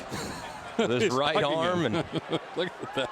Clearly just trying to figure out what took the field judge so long to pull the flag. And you got to be physical with these wide receivers, but a couple times now McQuamu has held on a little too tight as those guys have tried to break free. What was he arguing about? Got nothing to lose. Might as well argue. I guess. Yeah, I guess. First down and goal.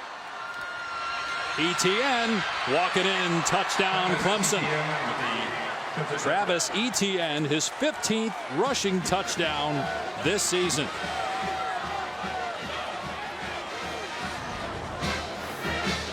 And you look at the flow working all the way to the left. Defenders moving a little bit to the left. Chalk does a good job getting a piece of Brunson. But Etienne just too much speed to the corner as he punches it in for a touchdown.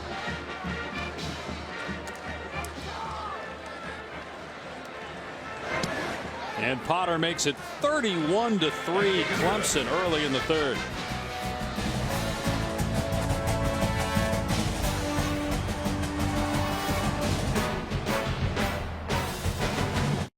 With the speed of Xfinity XFi, you can stream live games from any corner of the house.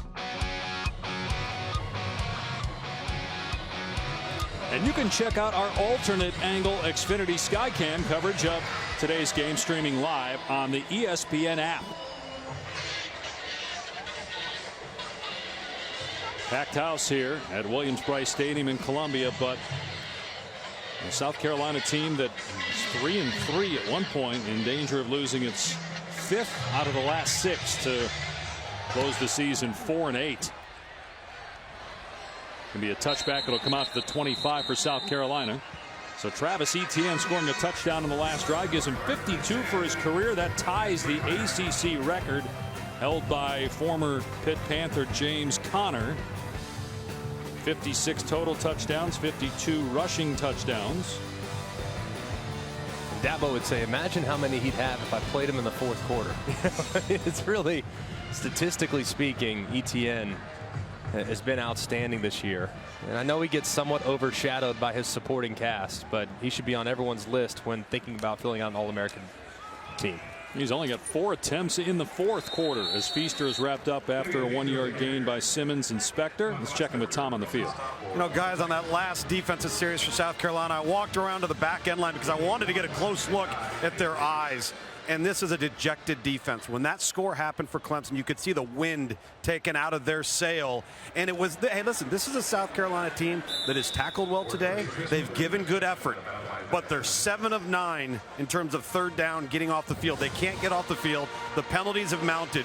But it's the body language in the eyes of the faces in those face masks that you can just see that was it. When that score happened, that was it. Well, and so based on, you know, some of the things you just said, Tom, and what we're seeing in the scoreboard, is this going to be enough to save Will Muschamp's job? The athletic director, Ray Tanner, has come out and said that he will be the coach next year, and I hope for a long time, as Feaster is brought down for a loss, going to bring up 4th down. Here's the quote from Tanner on WNKT FM earlier this week. I believe in him. He's our coach now, will be next year, and I hope for a long, long time. Will that change after today? Will Tanner's status change after today? It seems like there's a lot up in the air. I mean, Muschamp's going to fall to 26 and 25. He was 28 and 21 at Florida and was let go after 4 years. But they've got beautiful new facilities. And they played a ridiculously tough schedule this year as Kendrick steps out of bounds on the 24. We'll talk more about Muschamp and his future with South Carolina when we come back. 31-3 Tigers.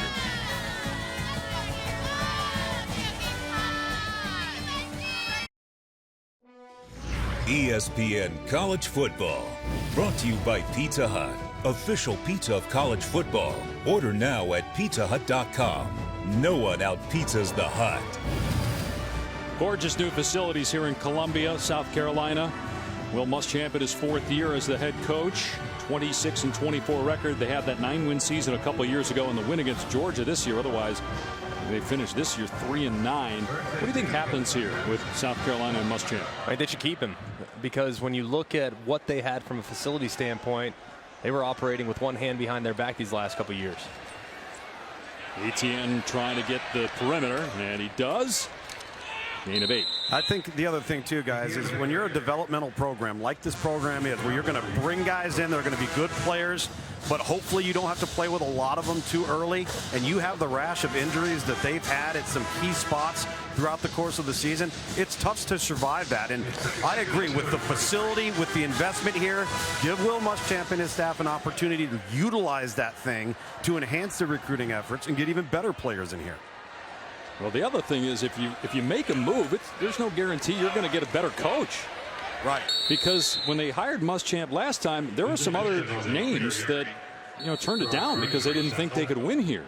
I think that if you give him an entire calendar with that facility, he's already a tenacious recruiter. I think the talent level will improve significantly in time if they just stay with it. If you press the reset button, then you can potentially kind of set the program back a couple years. Look, the SEC East is ever improving, and it's gotten a whole lot better over the last couple seasons. Still not quite where the West is, and there's still room for growth with this program, but I'm optimistic knowing that they finally have the facility and the components necessary to compete on the recruiting trail. Well, Dabo, you think about Dabo Sweeney, right? That third year, they were 6-7, and they stuck with Dabo, and boys, it paid off. He's one of the best coaches in college football. Will Muschamp obviously is well respected as a coach for what he's done at several stops. And to your point, if you're patient, it may pay off in recruiting eventually, because you get to allow Muschamp now to use those facilities, which he hasn't had at his disposal for the last 4 years. Yeah, that's why I think you just have to give it a little bit more time. I know South Carolina fans are frustrated, understandably so, but a little bit more time and this thing might turn around. Lawrence in trouble, and he's sacked back at the 30-yard line by Enagberry. You know what, fellas, too, with that is I think he's going to have to, as every head coach does, evaluate his staff, particularly on the offensive side of the football. Is this what we want to be? Can we better? Can we be better? Can we get more out of what our personnel is? We got a young quarterback to build around. Staff evaluation is going to be key over the next 48 hours for Will Muschamp. Yeah, I think that's a big part of it, too. Just identify, all right, are we resourcing ourselves enough at the coaching spots to get the most out of these guys? Dump pass to Powell and knocked it out of bounds at 39. I mean, just think at the start of the year you lose your quarterback, Jake Powell, and you got to throw a true freshman in there. It changes your whole year completely. And they couldn't get out of their own way at times too. I mean, there have been countless examples in which they would make a mistake, or they'd have a key penalty, or they'd do something dumb that led to an unfortunate outcome. The North Carolina game's a great example of that. Kind of gift wrapped it and handed it to North Carolina in week 1. That kind of set the tone for the season and what's been a very disappointing campaign for the Gamecocks.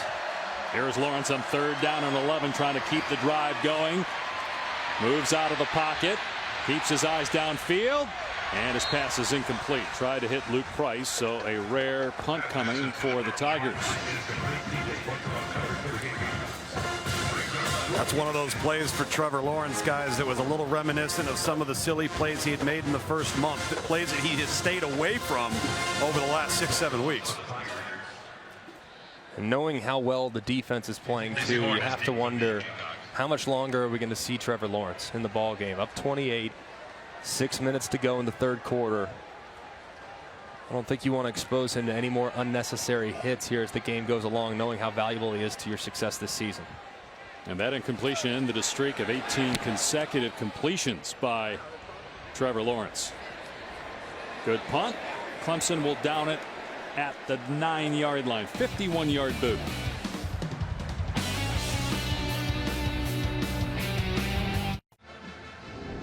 Today's hardest working player, brought to you by Duluth Trading Company, is Clemson's Isaiah Simmons. Yeah, he's been off the charts good. Recognizing Rico Dowdle pulling that football and then stuffing Rico a little bit later at the line of scrimmage. How about the coverage downfield on Shi Smith, turning his eyes around in time to create the pass breakup and the blitz off the left-hand side where he rallies to Helinski and drops him for the sack. He's been all over the place today, showcasing that versatility. He can cover, he can run, he can meet you in the hole, and he can pressure you. It's just so fun to watch Isaiah Simmons work, and man, he has been working hard today.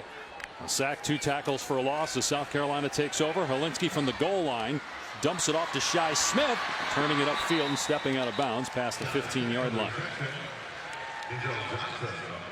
Well, this Clemson defense is number 2 in the country in points allowed. They give up only 10.7 a game.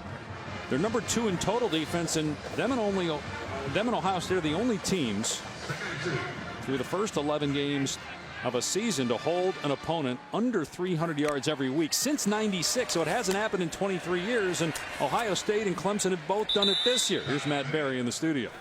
Some separation, guys, a little bit. Second half, Ohio State, Michigan. Buckeyes march right down the field. Justin Fields to KJ Hill.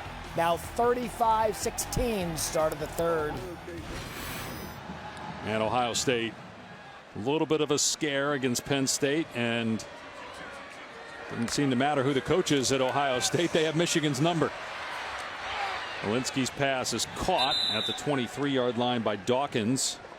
Short gain there. How about Ryan Day is undefeated as a head coach? Dating back to his 3 games last year when he was serving as the interim head coach there when Urban Meyer was suspended. Now clearly 11-0, looking 12-0 right in the face. Nowhere to go but down, boys. He's doomed. Markway at the 27-yard line. I mean, you take over for one of the best coaches in college football, and you got a new quarterback. Just roll along, and they'll play the winner of Wisconsin-Minnesota in the Big Ten Championship game next week. Wisconsin-Minnesota is on ABC at 3:30 Eastern time. Helinski steps up. Simmons got a hit, but Helinski completed the pass to Dowdle for a first down at the 30-yard line.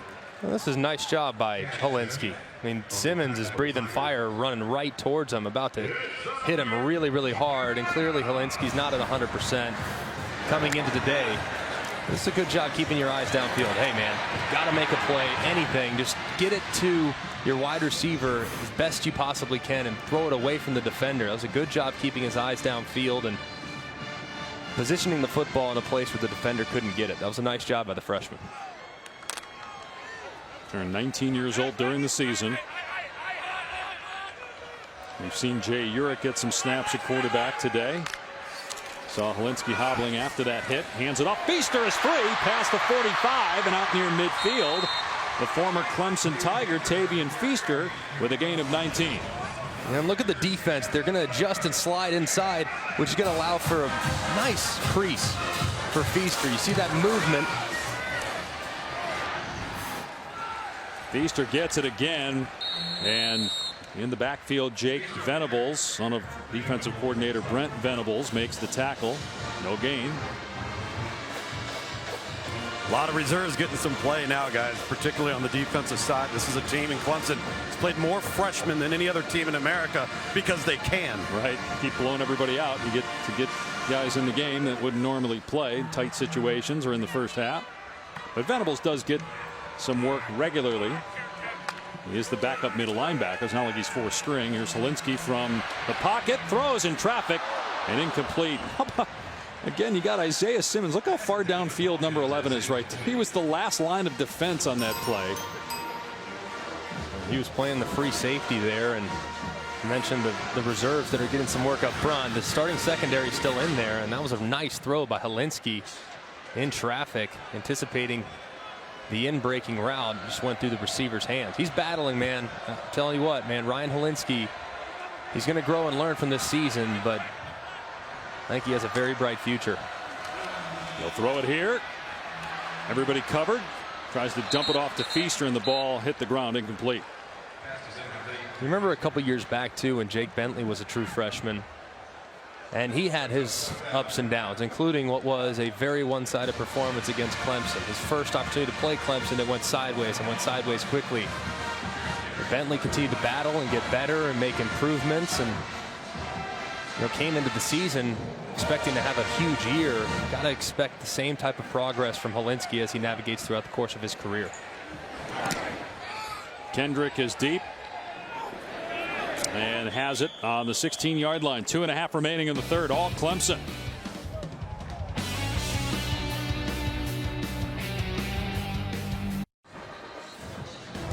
Tomorrow night it's NFL primetime on ESPN Plus at 7:30 with TJ and Boomer. Nobody takes you through all the highlights and breaks down every game like they do. The show's available to stream each week, so you can watch anytime you want.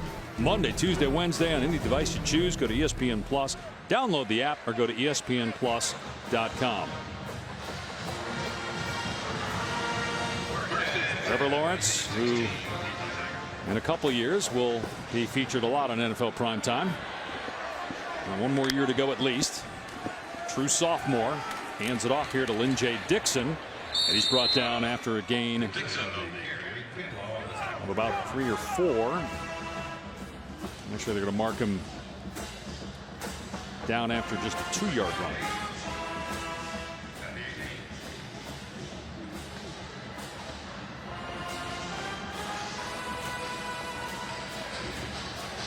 Dixon, a sophomore from Butler, Georgia. Next to Lawrence on 2nd down and 8. Inside 2 minutes to go here in the 3rd quarter. And Lawrence going to throw it. Now takes off and tucks. You see a little acceleration at the end. Gets the 1st down. Here's Matt. All right, guys, this is not the offense that Tim Couch built. This is Lynn Bowden Jr. 207 rushing yards on the day. 46 of them here. Kentucky up on Louisville, 31-13. And what a story that's been. I mean, Lynn Bowden thrust into the lineup because they don't have anybody else at quarterback. The receiver playing quarterback, and he's been spectacular. Receiver may have run the wrong route there. Lawrence was trying to set up a wide receiver screen to T.J. Chase. Has to throw it away.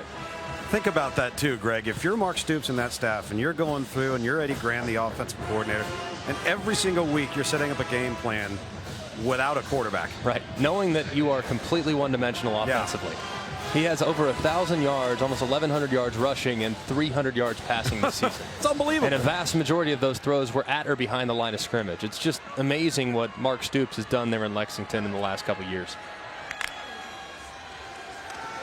Lawrence's pass is batted down by T.J. Brunson. Defense still fighting for South Carolina. Yeah, they're playing hard. You see Brunson coming off the edge. Not really sure what the situation was. I think it was a quarterback or a running back draw, or you can throw a one-on-one RPO, because you look at the way Lynn J. Dixon stood back there. Normally he'd be running the end of the line of scrimmage. He didn't. To block that edge defender, he didn't, so you got to think he was thinking something else, maybe not on the same page with the quarterback. So 3rd and 10 now for Trevor Lawrence from his 27-yard line. Lawrence steps up, takes off again, and picks up another 1st down. Boy, he does such a good job of avoiding hits. And again, there were defenders at his feet, and he runs for 18 yards. And Trevor Lawrence now is their leading rusher. 6 carries for 51 yards. I just love how nimble he is in the backfield, making guys miss. I mean, you see capable defenders that are well positioned that go flying right by him because he's just got enough nuance to be able to move and lean, and enough flexibility to avoid tacklers.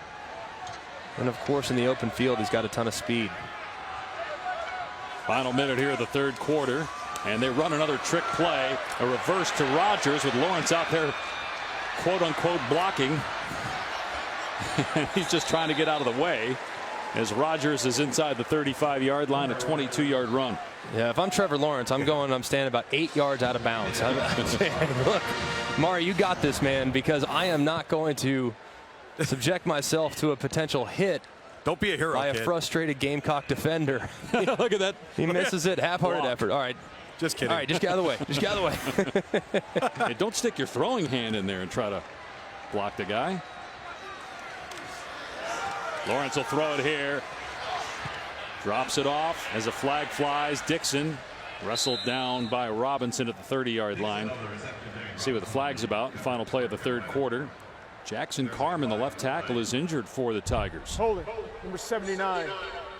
Offense. 10-yard penalty. 1st down.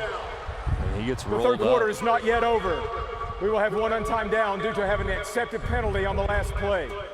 Carman got rolled up by his own left guard. And that's potentially a really, really big loss for this Clemson offense. So you watched this left side of the offensive line. You see the left guard, John Simpson. Watch as he kind of falls into the ankle area of Jackson Carman. Just hope Carmen's okay. He's been such an anchor on the left side of that offensive line, and definitely their most consistent offensive lineman throughout the course of the season. And again, one more play, an untimed down coming for Clemson. And 4 seniors on that offensive line, and Carmen, a sophomore, first-year starter at left tackle, got called for the hold before the injury. Tonight at 7 Eastern on ESPN, on the ESPN app, Joe Burrow and number 2 LSU takes on Texas A&M in Death Valley. The last time these two teams played, game went 7 overtimes. It was 74-72 in College Station. See how things go tonight. Todd Blackledge, Sean McDonough, Holly Rowe on the call from Baton Rouge. No, guys, if we examine, college football playoff teams and you look at Clemson, you say, okay, is there an area where maybe they're a bit vulnerable or maybe they're not as good as they'd like to be? I think it's in the offensive line. I think they're competent. I think they are a productive, steady unit, but that's maybe a position where they can't afford an injury. Yeah, and especially to Carmen, who has the most talent of anybody up in the front. So that's a significant loss potentially if in fact he has to miss any time down the road. But against a Chase Young for Ohio State or against a dynamic defensive lineman, I think this offensive line could potentially have their hands full. But with the way Trevor Lawrence gets the ball out of his hands, it might not matter. You got Jordan McFadden, a redshirt freshman, and now at left tackle. Lawrence's pass is almost intercepted by Mukwamu, and that's the end of the third quarter. Clemson takes a 31-3 lead to the fourth. The Tigers on their way to 12-0.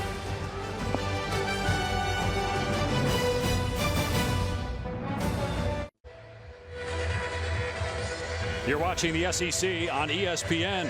Welcome back to ESPN College Football. Clemson and South Carolina, part of the Jiffy Lube rivalry series. 31-3, Clemson leads South Carolina. All right, guys, studio update from Ohio State, Michigan. Scary moment here for the Buckeyes as Justin Field plants his front leg. He's hit by Michigan defenders. His knee buckles. He is out of the game and in the medical tent. Wow. Boy, that would be obviously a tremendous blow to the Buckeyes if it's a serious injury. You recall in the Ohio State-Michigan game 5 years ago, J.T. Barrett had an injury. ETN here inside the 30-yard line. But don't want to speculate obviously on Field's injury, but Barrett's was season ending. But they had Cardale Jones back then. Even though Jones didn't look good in the Michigan game, they beat Wisconsin in the Big Ten championship game with Jones, went on to win the national title. But if it's a serious injury for Fields, there's not much behind him. No, there's not. That's a huge, huge concern, is the depth at quarterback there for Ohio State. And when the departure that they had in the offseason with Tate Martell going to Miami. Now hopefully it's not serious, and Fields will be back, if not today, for the Big Ten title game against either Wisconsin or Minnesota, as Powell is dragged down at the 19-yard line. And Jackson Carman, by the way, is not back on the field for Clemson. Jordan McFadden is still in, redshirt freshman at left tackle. Carman did walk off under his own power, though, so hopefully encouraging news for his availability down the road. You got to think another score here, though. It's got to be the end of the day for Trevor Lawrence. Going to run ETN, and Kinlaw stands him up after a gain of 1. Today's Wendy's Weekend Watch. Coming up on ABC, Wisconsin and Minnesota. The winner goes to the Big Ten title game. Utah plays Colorado tonight. If Utah wins, that game on ABC, and then wins the Pac-12 championship, we'll see if the Utes, as a one-loss team, get into the college football playoff. LSU A&M tonight on ESPN. I know Utah is not, as you look at Jackson Carman back watching his teammates on the offensive side. I'm going to run Trevor Lawrence here on 2nd down and 9. Boy, takes on the hit, too, from eBay. And collides with a photographer and wants to make sure he's okay. Lugs is over there, too. That was a pretty big hit. Guys, what is Clemson doing right now? Yeah, I don't know why you're running your quarterback at this point. I mean, nothing good can come of this. I'm just scarred after the Tua Tagovailoa injury. Sure. That was in the second quarter. This is the fourth quarter. You have a very convincing lead. Your defense has been dominant. think you got to get Trevor Lawrence out of the game. If you are going to keep him in the game, hand it off. The game's over. Why is he in the game? The game's over. Hand it off. Don't expose him to unnecessary risk by dropping him back on slow developing plays and involving his legs in the run game. And how about they run him again here? I mean, he gets inside the 5-yard line, but he lost the ball, it looked like, too. Let's see if they rule Lawrence down. They will, but I don't understand this. Boy, are they playing with fire. Let's make sure that he secured the ball here as he was getting tackled. Mukwamo trying to strip it. Really hard to tell there. You see that right elbow go down before the ball is dislodged, it looked like. Give it to your running back. Don't expose Trevor Lawrence to unnecessary hits. There's Etienne, and he's into the end zone for the touchdown. 16th rushing touchdown for Travis Etienne this season, and the new ACC record, 53rd for his career.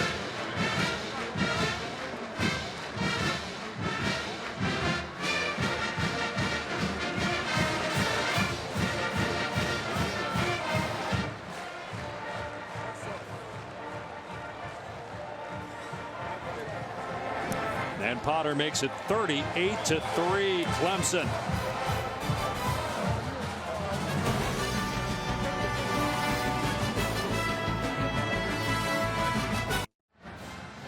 Just want to mention in the Ohio State-Michigan game, Justin Fields is back in and just scored as the Buckeyes are rolling, so it's good to know that he's okay, at least for now. Clemson, meanwhile, leading 38-3, and a new ACC record holder for career rushing touchdowns, Travis Etienne, just passed James Conner. It's amazing. I mean, James Conner was so good, man.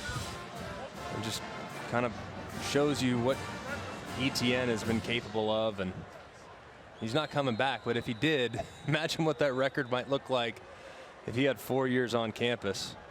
I mean, he might score 100 touchdowns, knowing they still have the potential of 15 games this year and a few more to go. With Trevor Lawrence as your quarterback. Etienne, a junior from Jennings, Louisiana. Touchback, it'll come out to the 25. Let's take a look at a blimp-worthy moment brought to you by Goodyear.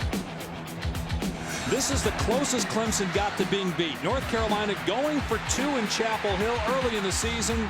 They don't convert, and the Tigers at that time were #1 in the country. They win by 1. And since that time, the closest game that Clemson has played was against Florida State, and Clemson won 45-14. The last 6 games, their average margin of victory is 43 points per game. They've won 4 in a row by 45 or more points as Helinski's pass is off the mark, incomplete. So if they end up winning this game by 45 or more points, it will be the first time in college football history that a program has done that. Yet Dabo Swinney joked with us before the game, laughing, saying, I've got the easiest job in America because of you guys. You keep showing all the mistakes we're making. Matt Berry in the studio at the 30-yard line. Let's go to Matt. All right, guys, you had mentioned Justin Fields back in the game. He had a big knee brace on. This was his first play back. Scrambles left, throws it back across his body. Garrett Wilson, touchdown. Buckeyes up 42-16. Wow. He's got magic legs. Yeah. Mobility clearly not in question. Who's the best team right now? Helinski's pass caught by Markway.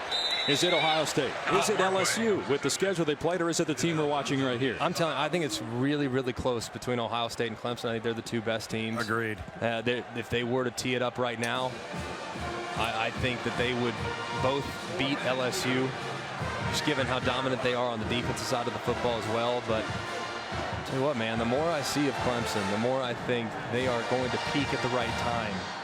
And their best football, even though they've been dominant the last few weeks, without question, their best football might still be in front of them. I mean, it's so odd to see a team that's undefeated start a year where almost everybody says they're the best team and it's not close, to, at this point of the year, people wondering if they're in the top 2. As Helinski on 4th down throws incomplete. Clemson going to take over on downs. Mike Jones with a pass breakup. And Clemson's on its way to 12-0 with one more game to go against Virginia in the ACC title game.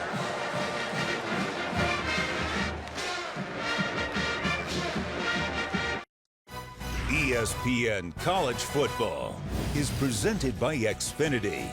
Get the ultimate in-home Wi-Fi experience with Xfinity XFi. And in part by Mazda. Feel alive. Well, there's only been 2 programs to win 3 championships in 4 years. Nebraska 94, 95, and 97. Alabama 2009, 11, and 12. Clemson has an opportunity to join that group in Dabo Swinney's 12th year. It's going to be his 10th 10-win season with 2 national titles. 9 straight 10-win seasons. As Lynn J. Dixon gets the carry out to the 33. Chase Bryce, by the way, is in the game at quarterback, so Trevor Lawrence is done for the day. Bryce is a sophomore, thrown 73 passes this year. Led Clemson to a win against Syracuse a year ago when Lawrence was hurt. Yeah, he was the hero. I mean, just one of the crazy outcomes of the season last year, that Syracuse game, and Chase Bryce delivering on that 4th down completion to keep the drive alive to eventually take the lead. Dixon lost the ball but covers it up. Lawrence over the last 5 games, 16 touchdown passes, no interceptions. Yeah, he's been outstanding. I mean, really, really good. And even today, I mean, those first 12 pass attempts, he was 6 of 12 and probably had 4 or 5 inaccurates in those first 12 pass attempts. But since that point forward, it's been full speed ahead. He has been off the charts good here in the final 3 quarters of this football game. Going to be the 27th consecutive win for Clemson. Here's Dixon on the pitch, and he gets the first down. Out of bounds around the 21. The good news for Clemson fans is that number 16 standing on the sideline with everybody that wears a single digit on offense. Yeah. All right, all the starters. Get T. Higgins, get Justin Ross, get those guys off the field. Get them out. Although you do have the offensive line still in there for the most part. You've got a couple of backups in there, but right side of the offensive line, Cervenka and Ankrum still in there. Bryce to throw here. Goes to the end zone. Ooh.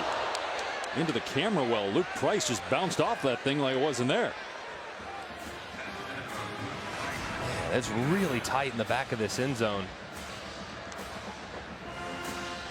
Photographer getting out of the way. Pretty quick by the photographer getting out of the way, but man, the body's okay. Good look at it. Boom. Like it's nothing. Gonna run Dixon, and he's in trouble in the backfield. And thrown down at the 28-yard line. Enagbari and Jamie Robinson on the takedown. The last time Clemson did not score in a quarter was the 3rd quarter of the North Carolina game back on September 28th.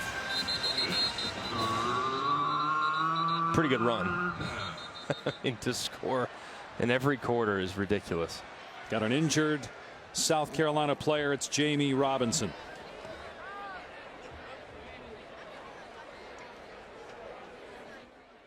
Yes, I did.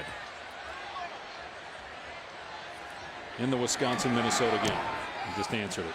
Potter missed it wide to the right. All right, time to answer the Aflac trivia question. So 111 straight years for Clemson, South Carolina. How about 112 in a row for Wisconsin and Minnesota? If I didn't see the logo at midfield right there, I think they were in South Florida. Wouldn't you guys? I will never forget that game. It is a fun rivalry. Awesome. Paul Bunyan's axe at stake, and more important, the Western Division. And the champ will play Ohio State for the Big Ten title and maybe a spot in the college football playoff. But what happens if Wisconsin beats Minnesota today and beats Ohio State? Can the Badgers get in as the Big Ten champ with 2 losses? Minnesota, if it wins against Wisconsin and beats Ohio State, are the Gophers in? Walensky setting up a screen to Feaster. Guys, your thoughts on that? I think if you look at it right now, Ohio State clearly held in high regard. They're ahead of LSU. So even if they were to lose next week, I think they'd still have an argument to get in the college football playoff, given what they did in the regular season. if Minnesota were to win today and then win next week against Ohio State, they're in. I know that it wasn't sexy in September, but the way they've played here in the month of November, really the first time that program's been challenged on a big platform on a weekly basis, they've responded remarkably well. Their only loss being to Iowa on the road. Good team. I think Minnesota, if they win out, they should absolutely grab one of those 4 spots. Here's Feaster again out of the backfield. No gain. Let's go to Matt. All right, guys, outcome not in question between Georgia and Georgia Tech. George Pickens' availability for next week's SEC championship game now is because of this fight with Trey Swilling. Pickens was ejected. He's going to at least miss the first half of the SEC championship as Georgia beaten Georgia Tech 38-7. Wow. Meanwhile, there's been doing. That's so foolish. This hurts your team. There's been nothing here. I mean, nothing pre-game, nothing in game. Very gentlemanly here in the Palmetto State.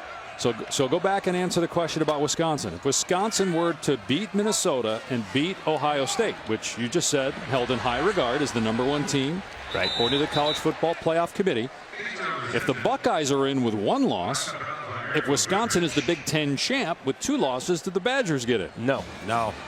Ohio State beat them earlier in the year. Right. So I think even in that scenario, Ohio State might still be ahead of Wisconsin, even though they won in the Big Ten championship game. So it would get really unique. The one thing that's, I think, does a 12-1 LSU team get in? Does a 12-1 Ohio State team get in? That's the things that does a 12-1 Clemson team get in? Those are a lot of the questions that we're going to have here over the next couple of weeks that the committee's going to be tasked with. We can talk a little bit more about Clemson's opponent next week, Virginia, as Sweeney is knocked down at the 25-yard line. Back in a moment.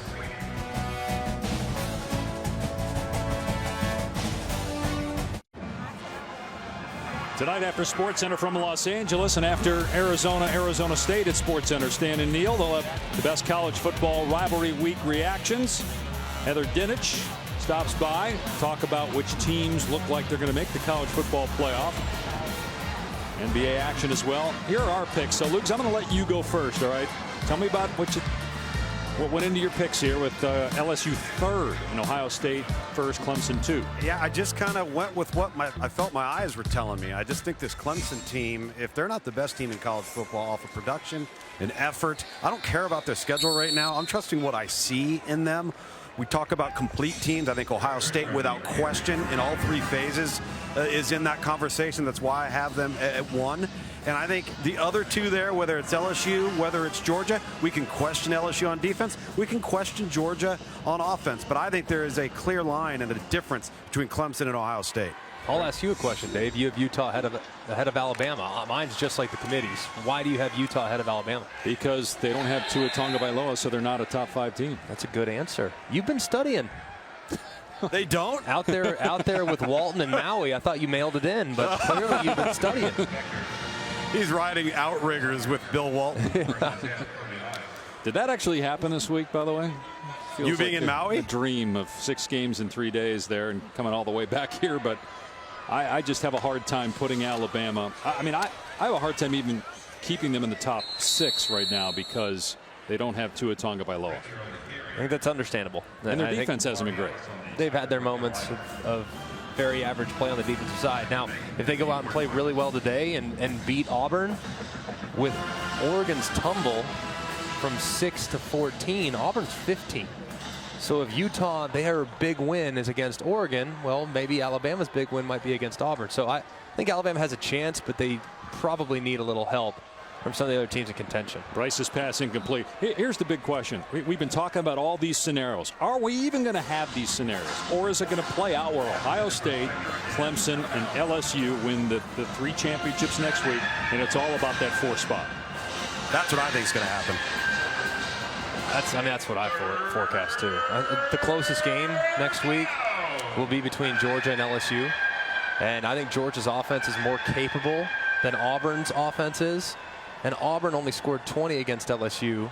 Georgia might be able to score more, and their defense is every bit as good as Auburn's, who held LSU to 23 points. So I think Georgia can give LSU a run, but they need to play really well on offense. There's Bryce on 3rd down and 8, and that pass is caught for a 1st down by TJ Chase. So then is it as simple as this? If the scenarios play out the way you guys are predicting, Is it Utah wins tonight on ABC against Colorado, beats Oregon next week, and the Utes are in no matter what? Like I was saying earlier, though, I kind of got, after Trevor took a big hit, I got completely discombobulated. But Utah's really good, and they're not a blue blood. They didn't come in with a lot of pop and sizzle in the offseason, but if you watch that team, they're really talented along the defensive front. Their quarterback's playing excellent. So I think Utah, even though they're not a marquee big name, if they take care of business tonight, get to the Pac-12 championship, beat Oregon in the Pac-12 championship, I think they have a very convincing argument on their behalf to occupy that 4th spot. And you got Oklahoma. What if it beats Baylor twice? You know, that game next week at noon on ABC. Oklahoma's inconsistencies scare me. There's Bryce pitching it to Chaz Malusi. Tripped up by Robinson, who got hurt earlier, so good to see him back on the field. Of all the teams in the discussion that we're having right now, whether it's Utah, whether it's Clemson, so on and so forth, Oklahoma, from a strength of schedule, is going to carry some weight, especially if they beat Baylor twice. But they might have the worst eye test of all the teams in contention right now. Yeah, their highs have been really high, like the first half or the first 3 quarters against Iowa State, or the second half against Baylor, but the lows have also been really jaw-dropping at times with the way they've played on the defensive side. Incomplete pass, 4th down. Clemson has Virginia next week. And Oklahoma has a chance too tonight to strengthen their strength of record as well. No doubt. Oklahoma State still in the top 25, actually sitting at number 21. So Oklahoma's going to have an argument if they can take care of business the rest of the way. But I don't know if they're going to be able to play in the way they are on the defensive side. Kingsley Enagbari shaken up for South Carolina. So here is the ACC championship game primer. Clemson has only lost 8 times to Virginia. They haven't played since 13. This will be the 5th straight title game appearance for Clemson. Tigers have won the last 4. And this will be the 7th different ACC Coastal team in 7 years in the ACC title game. That's amazing, isn't it? I mean, you think when the ACC went to 14 and realigned their divisions, they thought it'd be Florida State and Clemson every year coming out of the Atlantic, and in the Coastal it'd be Miami or Virginia Tech. And sure enough, all 7 teams in the ACC Coastal have been to the ACC championship. And how about the job Bronco Mendenhall's done in getting that Cavalier program back to where they want to be, and a team that could very well make their way to the Orange Bowl come Selection Sunday. Enagbari being helped off the field for South Carolina with 2:16 to go. Clemson up 38-3.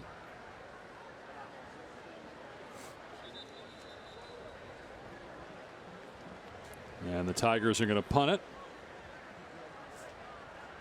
They've got a lot of their starters, their special teams starters on the field, which include some of their best players like Isaiah Simmons.